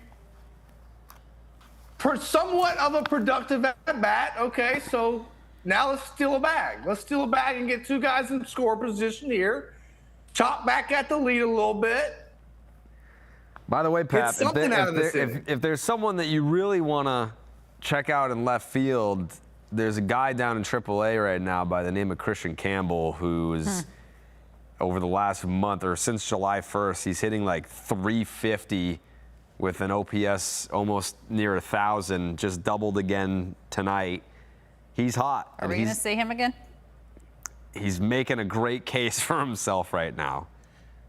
I don't think we'll see him at second base. Probably not till September, right? Have you? Well, you can't Maybe. call up everybody in September anymore. So if No, he's going you to come can't up do here, that he's going to anymore, have to right? play. Jared, have you Right. dug in under the hood? What's going on with him? What adjustments have been made? I mean, is he getting the pitches that he wasn't able to get to at the big league level? Yeah, so he's becoming he's hitting the ball in the air hard now. Like there's less. That was his goal before. It just wasn't happening, right? Yeah, he was too much air pull, and now he's getting back to going the other way. And they kind of retooled his swing a little bit in like May, June-ish, and he's been one of the best hitters down in AAA since the start of July. So I think that they were probably waiting to see, like, is this a hot week? Is this a hot, homestand, what have you? And it's kind of been a month and a half where he's been doing this. So. Yeah, because you don't want to call him up, send him back down again, call him back up. You don't want to do that to that guy, right? I mean, when it's time, when he's ready, you want him to be ready. Get down. Drop.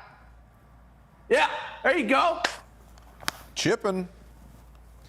Yeah, I mean, he was April player of the month. Play of the month. And then after that, it was just like. Horrendous in May. Never saw him again. Oh. I don't know about y'all, but man, I like me some Nicky so good. So He's a ball good, player, Pat. So good. Huh? He's a ball player. Yeah, man, I like the way he plays the game, dude. He does everything just good enough.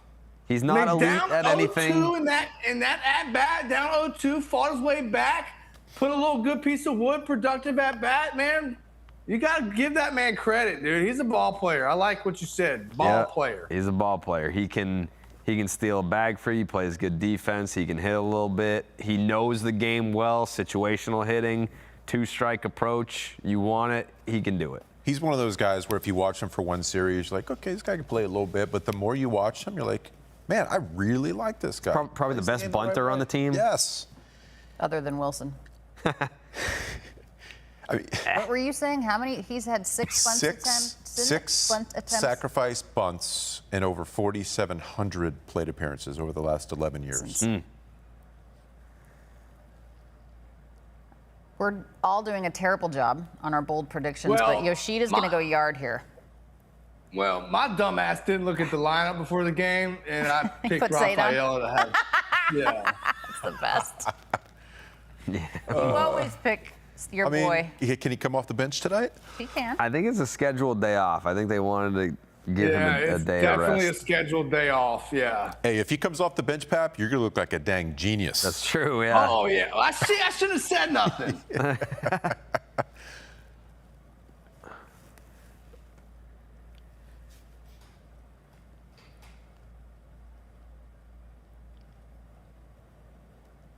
All right, Adley, this is a great time for your first home run as a Red Sox Oh my kid. gosh. Let's go. Ball's flying today. 1-0 count. Get you something you like here, kid. I mean, that bat looks like it's 28 inches in his hands. He's a big dude. He is This massive. guy is a beast, man. This guy used to tackle Christian McCaffrey in college. Oregon State, huh? He's an Oregon State guy. Pap, did catchers and the size of the catchers have any effect on you? Did you like a big body back there, like a Mirabelli and a Veritek? Yes, we were talking about that earlier, Lenny. I love the big catcher. I just love the visual of a big catcher and seeing him behind the plate like that. I always like throwing to a big catcher. I don't know about you. I'm with you. The only exception to that rule is when I threw to Jason Kendall in Oakland, who's not a big guy, but he was really, really good back there behind the plate as far as calling games and receiving. He was outstanding, but he wasn't big. He's the only other guy. Kendall's one of the best, Didn't right? McCaffrey go to Stanford? Yes. McCaffrey went to Stanford. Right, but I thought you guys said Oregon State.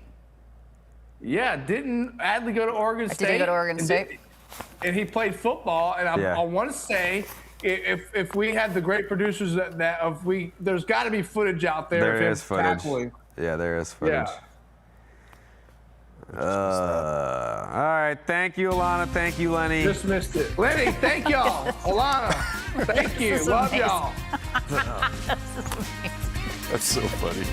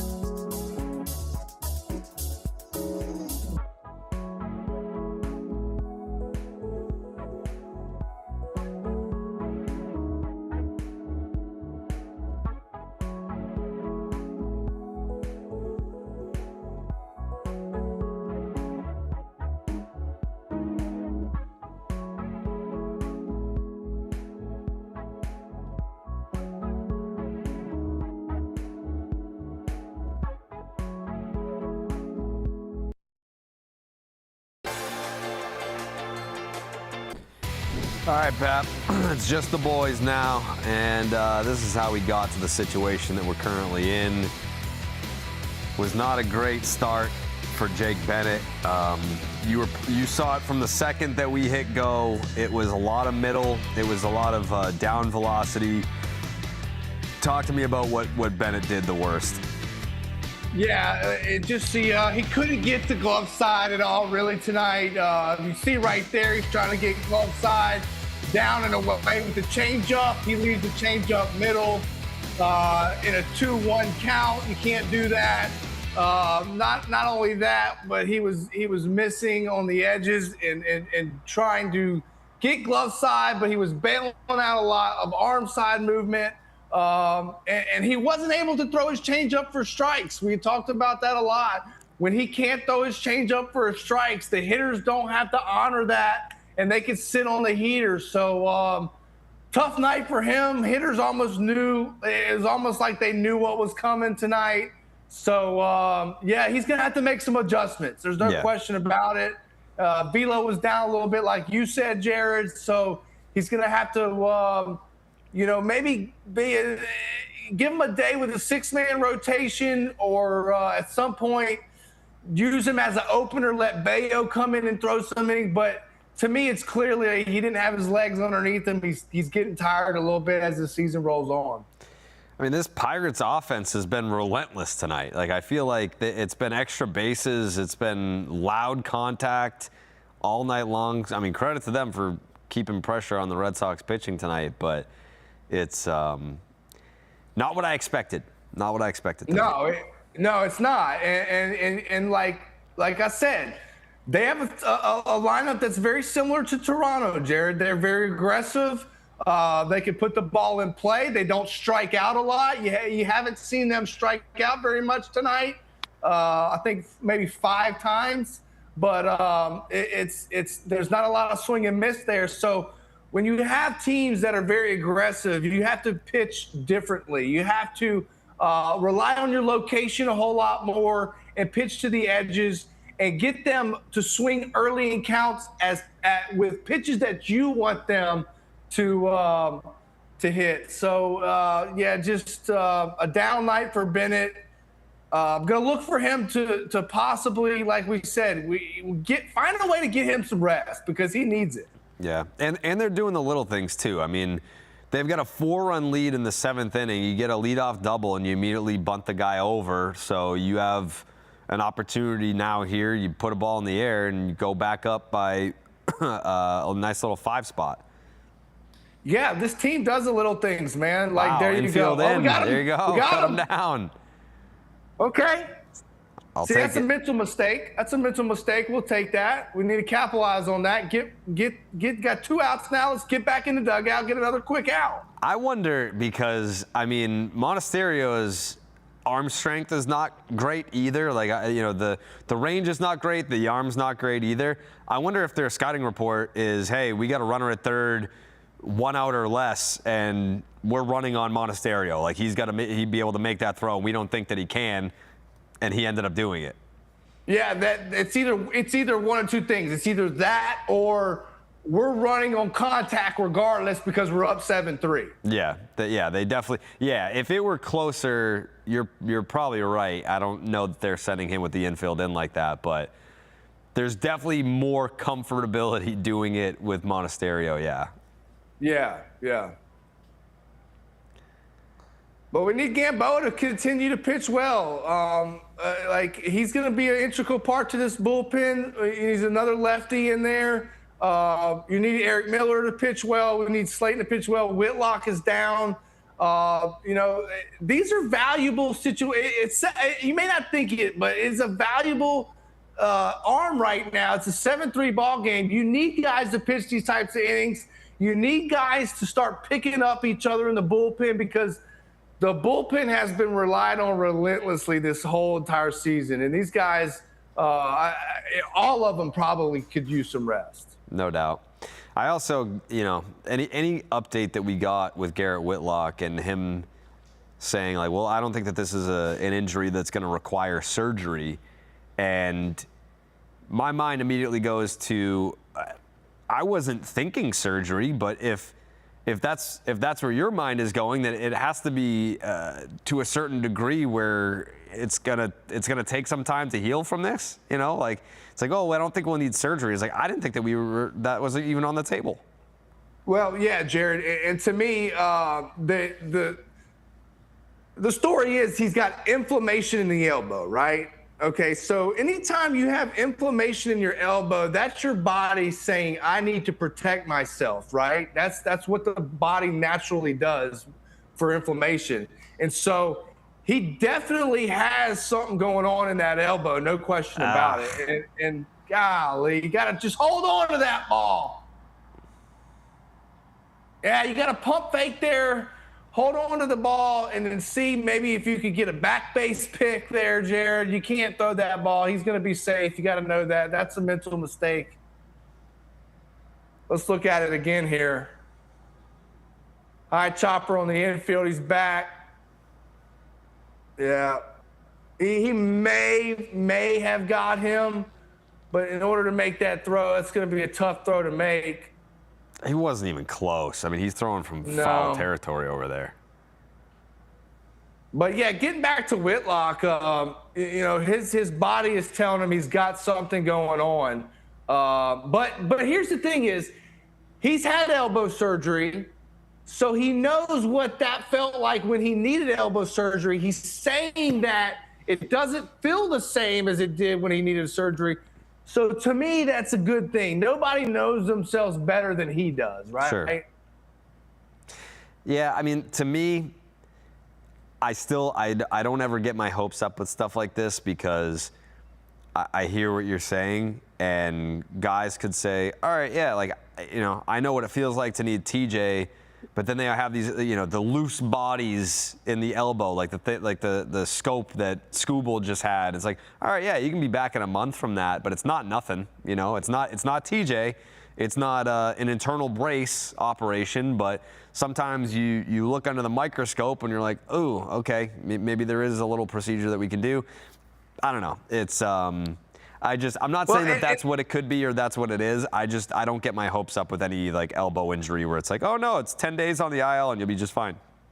Right. And here's another thing to kind of add to your point as well, Jared. He's not going to come back and be, oh, I feel 100% again. Right? That's not going to happen because this is inflammation and it's going to continue to happen throughout the season.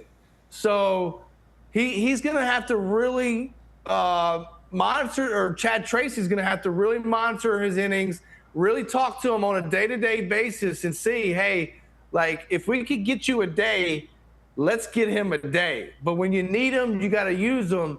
And I understand that, but anytime you can give him a chance to get some rest, Chad Tracy's going to have to do that for the remainder of the season for Whitlock. No doubt.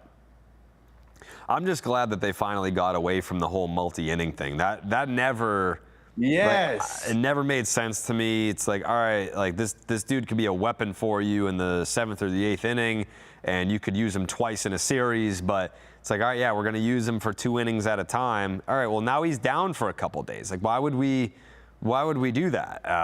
I guess, you know, if you don't have that other weapon to pair with him in the bullpen, sure. Oh boy. Stay in the park. Okay. Okay. All right, we got some work to do here. Let's go, boys. Got a claw, got a fighting claw.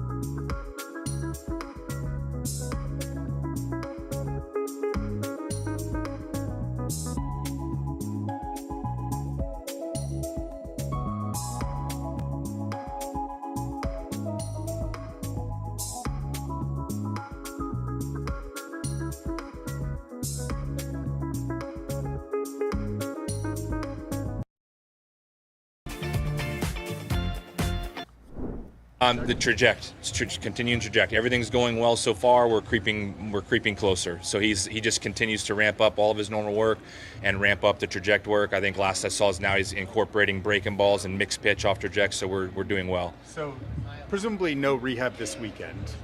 I wouldn't think so, but we are getting closer. I won't put a timetable on that because we have to continue to see how he feels and does with this throughout the week as we increase and add in the extra steps.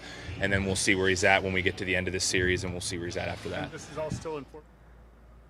That was Chad Tracy on Roman Anthony, who's hitting off the traject machine down in Fort Myers, and that's a positive sign. I mean, you know, he's been out since early May, May 1st, May 3rd, something like that. It's been a long time, and at the time of the injury, I don't think any of us sitting here would have thought that we'd be in mid-August talking about Roman Anthony's return and still not exactly having a date for it, not knowing when the rehab assignment is going to begin. But according to Chad Tracy, it's soon, and that is a welcomed update.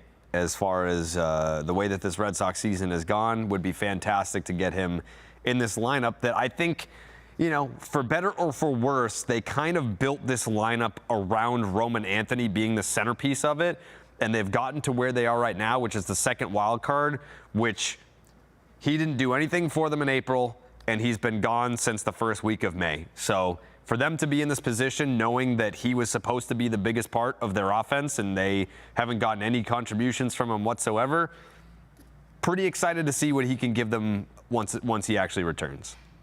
Yeah, no doubt, Jared. I'm excited to, you know, hopefully get this guy back sooner than later. It sounds like finally. And I mean, look, he was leading off for us, and your leadoff hitter is your main stable. It's what the team revolves around. So, you know, hopefully we can get him back. And look, I'm not expecting a ton out of him right out the gate. Like, there's going to be some learning curve to getting back to the big leagues and seeing big league pitching again. He's going to have to go to the minor leagues, you know, for 4 to 5 days, a week almost, and really see what game activity entails for him, because we all know that when you get in there, there's people in the stands, there's a different type of adrenaline flowing, and it's full bore. You know, it's a lot different than just hitting out of the cages or hitting off the traject machine. It's there's that adrenaline does something different for you. So I want to see what he's like on his rehabs, and we'll go from there. To me, so let's get him to AAA, get him some rehab games first, and then go from there. I think is essentially what Chad Tracy is saying. Yeah, and I'm with you too. I mean, I don't have the highest expectations for Roman when he returns. I'm happy to ease into it. I know he's been their mainstay at the leadoff spot, but I mean, I don't envision him being their leadoff hitter the second that he comes back. Do you? No. I don't either, Jared. I totally agree with you on that.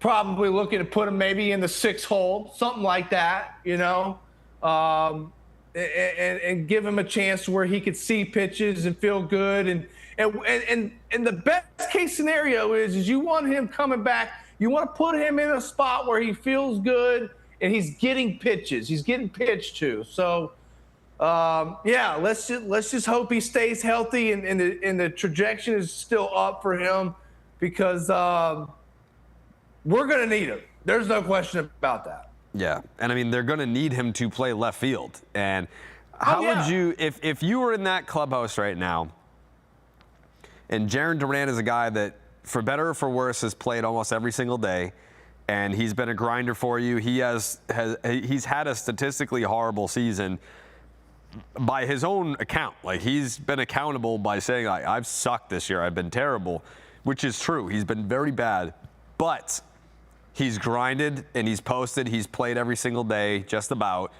What do you think that does to, I guess, the identity of the team, the chemistry of the team, if you've had Roman gone since the first week of May, and then he's just like, all right, well, now I'm the left fielder, and this guy that's been grinding every day, he's going to take a back seat because of Roman? Well, I think it's going to be very similar to Trevor Story and Monasterio. right? It's going to be, all right, we're going to have to get you back in. We're going to have to get you some games. Let's maybe DH Jaron Duran. Yoshida gets a break. Then maybe play Duran in left field, DH Roman Anthony. Yoshida gets a day off. And then you get into the grind of it. And then you see, okay, who's playing their best at their highest level right now, right? And whoever that may be is going to get the majority of the playing time. If Roman Anthony comes in and he sets the world on fire, then guess what? Roman Anthony's going to play. It's just that simple. And guys at the big league level, Jared, understand that and know that, like, hey, this is a business. Whoever produces is going to be my main consumer. I want the most out of that person. So, you know, it's that gets down to the cutthroat part of the business, Jared. It's just, it is what it is. All right, 3 outs remain for the Sox.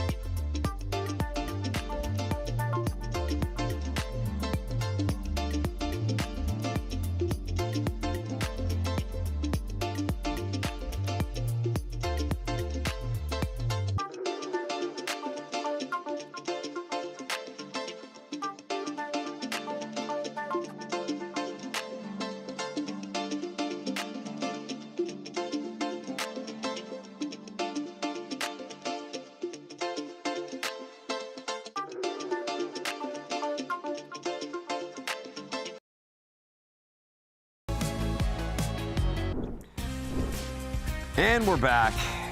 Bottom of the 8th in Pittsburgh. Red Sox trail 8-3. Hasn't been a fantastic watch, I'll be honest. It's been a grind watching the Red Sox try to get outs.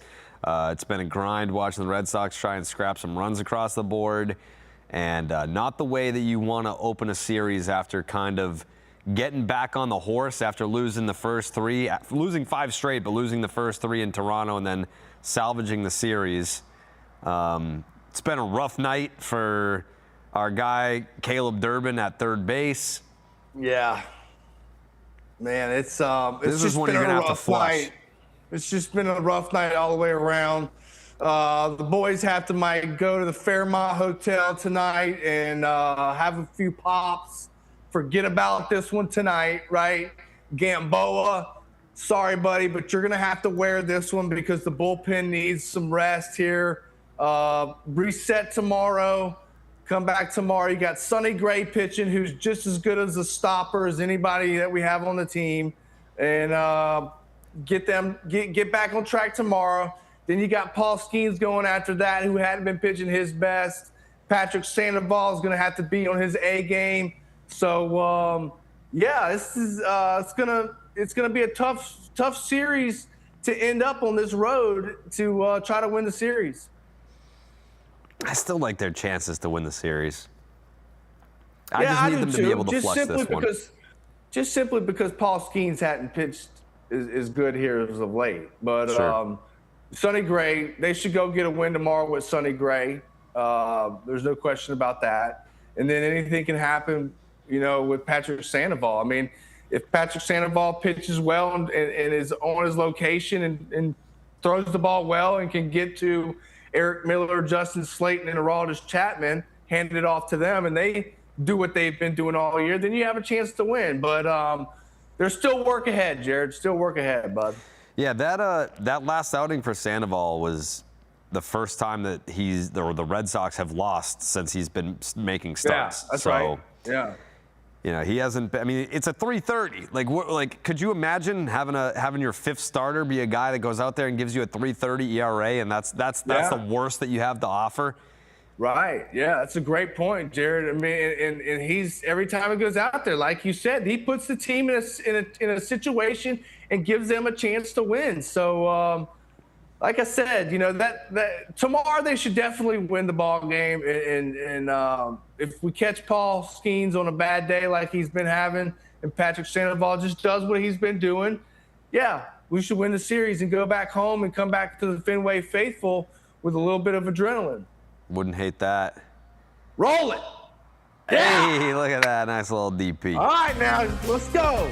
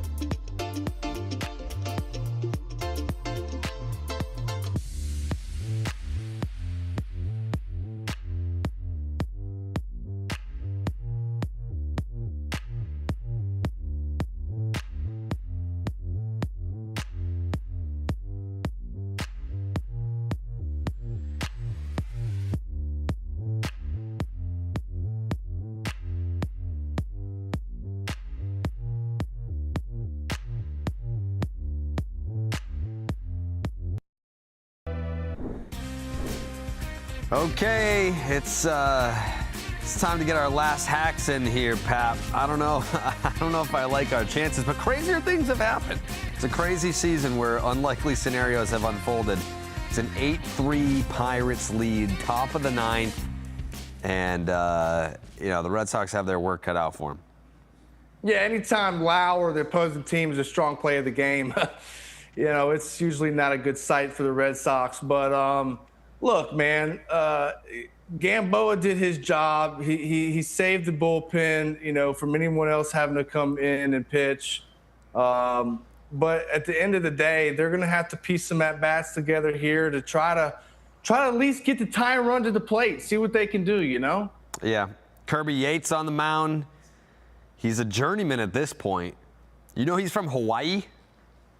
I did not know that. He's a Hawaiian guy. He's a Hawaii guy, yep.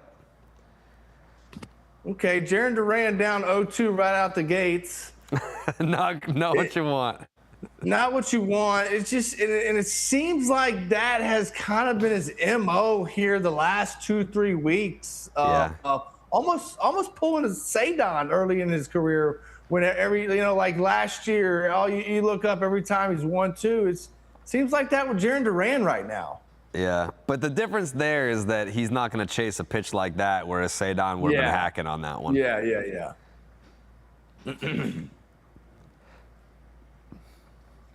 You know, in these types of situations, Jared, it's you know, just do what you can to find a way to get on. Never mind. Yeah, 8 inches below the zone. We're swinging. Yeah, that's not doing whatever you can to find a way to get on. No, he's got dinner resis.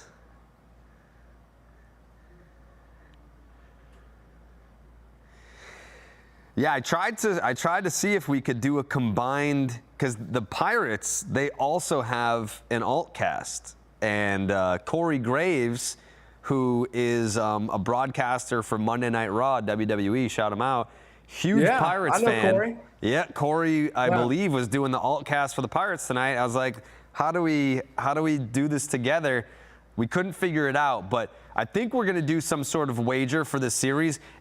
I mean, I'm already at a disadvantage. Like, do I still go through with this? I don't know, man. I think, yeah, you're already behind the 8 ball, kid. Yeah. You can't toss nothing on it. But maybe you could go. Well, then there might be a tie. You could go the next 2 games, but then there's a possible split. So. Yeah. And by the way, the weather does not look good for Sunday. So we might just have tomorrow. Yeah, so you've been checking the weather. You're a weatherman now, huh? Well, we do the weather look ahead on Section 10, and Steve Peralt is our resident weatherman, and he says weather ain't looking good for Sunday. Peralt's your resident weatherman? He's the worst weatherman going, so, I mean, take it with a grain of salt. How did you designate him for that? Listen, I don't want him to do it. He's a bad weatherman. He's bad at his job. But that's what I'm hearing. All right, Eli, here's our last chance, kid. What do you say? Just come out of your shoes, maybe? Just say the hell with it and try and rip one out of here?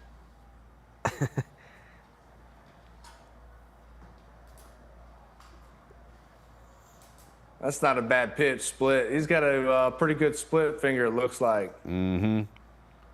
Oh, Yates. Big boy.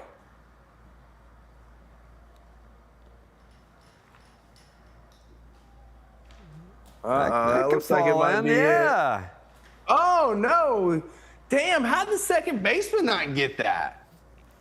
Okay. So you're saying there's a chance? Is that the start the Red Sox need?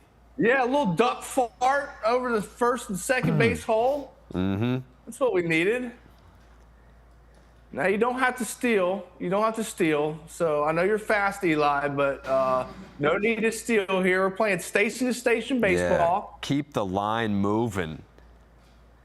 Jared, I tell you what, man, I really do like this Nick Sogard kid, man. Yeah. You know, and he's been called on to do a lot. You know, he really has. And just the way he plays, man, I really appreciate that. And good kid, too. Not only that, he's got a great eye. Mm-hmm. Just to me, he seems to put quality at bats up, right? Like, he's very rarely swinging out of the zone at pitchers' pitches, and he fights off. He fights off pitchers' good pitches just like that. I hope he doesn't end up being the odd man out when Story gets activated. Because he's a guy that you can just use. I'm afraid he is, though. Yeah, he might be. I'm afraid he is. Yeah. It's either him or Siegler. Yeah. Both guys have been valuable contributors. Yeah. It's going to say Siegler has options. They both have options, right, left? Yeah. Yeah, so it's just going to be whoever's hotter at the time. You know, it's going to be one of them. Uh-oh, here come the Sox, baby. Yeah. Yeah, let's tie this thing up. Let's play 15 tonight. Let's do it. The Sox are not going to go quietly. No. Nice little 5-run 9th inning. Tie this thing up. Get it into extras. All right, Yoshida.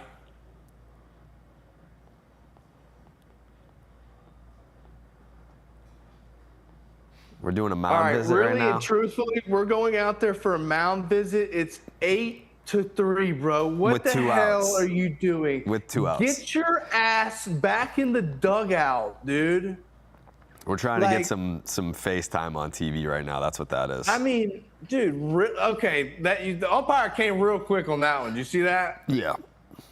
Yeah, good move by the umpire. Sitting there thinking the same thing, man. Yeah. What the hell are you doing? Get your ass back in there. 8-3, 2 outs. I hope Lord that's of exactly mercy. what he said. Yeah.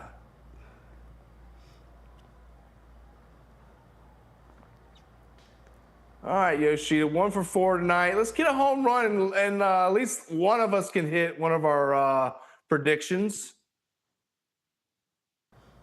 Drop you a little bomb here. Might as well. Why not? Just keep the line moving. That's it, Jared. Keep the line moving. Yeah, he's got a good split finger, man. He's been About around. 12 I think mile an hour difference. he was what? He was with San Diego, Yeah, he's been around. He's been Yeah. around. Yeah. the Rangers maybe. Did he get a ring with Texas? Am I making that up? I don't know. I can look that up for you real quick. Yeah, that'd be great. Yeah, let's get some Texas in 24, so he missed it by a year. That's tough. Yeah. Yeah, he did not get a ring.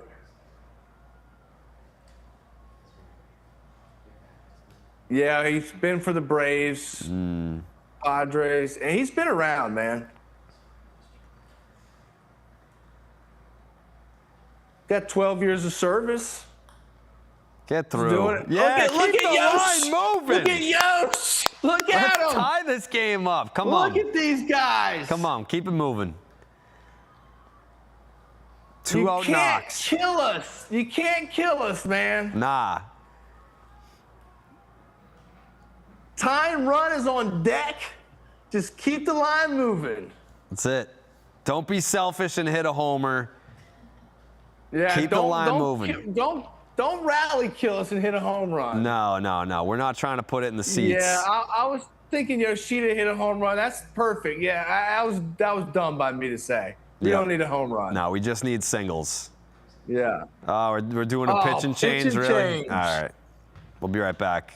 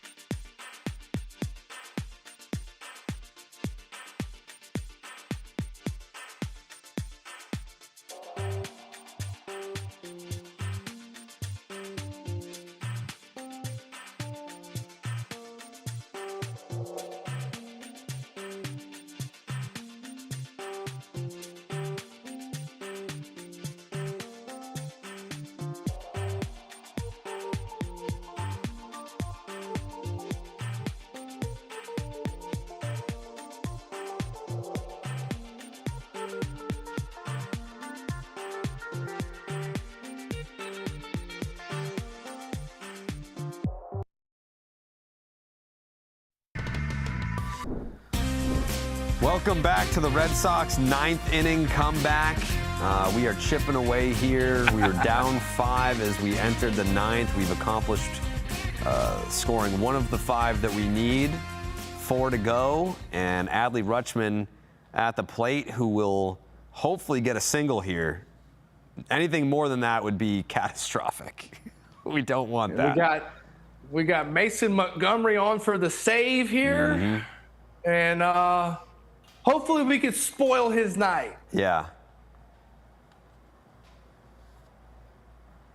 Whatever you do, Adley, don't hit a home run though. We just a single. we just need singles. Yep. We need singles and doubles. That's all we need, kid. Yep. Okay. All right. Get him to come into your zone, Adley. Get him to come into your zone. 0 for 4, not having a good night. 2 punch outs, a ground out and a fly out. Not quite off to the start we were looking for, but he's going to come around, I believe. I'm seeing an update now, Pap. Roman Anthony could begin his rehab assignment on Tuesday, and Trevor Story will begin his rehab assignment on Sunday. Oh, nice. Okay. All right, so now we go, right? Now the pieces are coming back. I need Garrett Crochet to come back for the last week of the season, last 5 days of the season. Sure. And possibly give me 20 to 30 pitches, and maybe even be in the bullpen for the wild card series. Wouldn't hate it. Wouldn't hate it. Red Sox down to their last strike here, but Adley Rutschman, I believe, is going to get a base hit to continue the inning.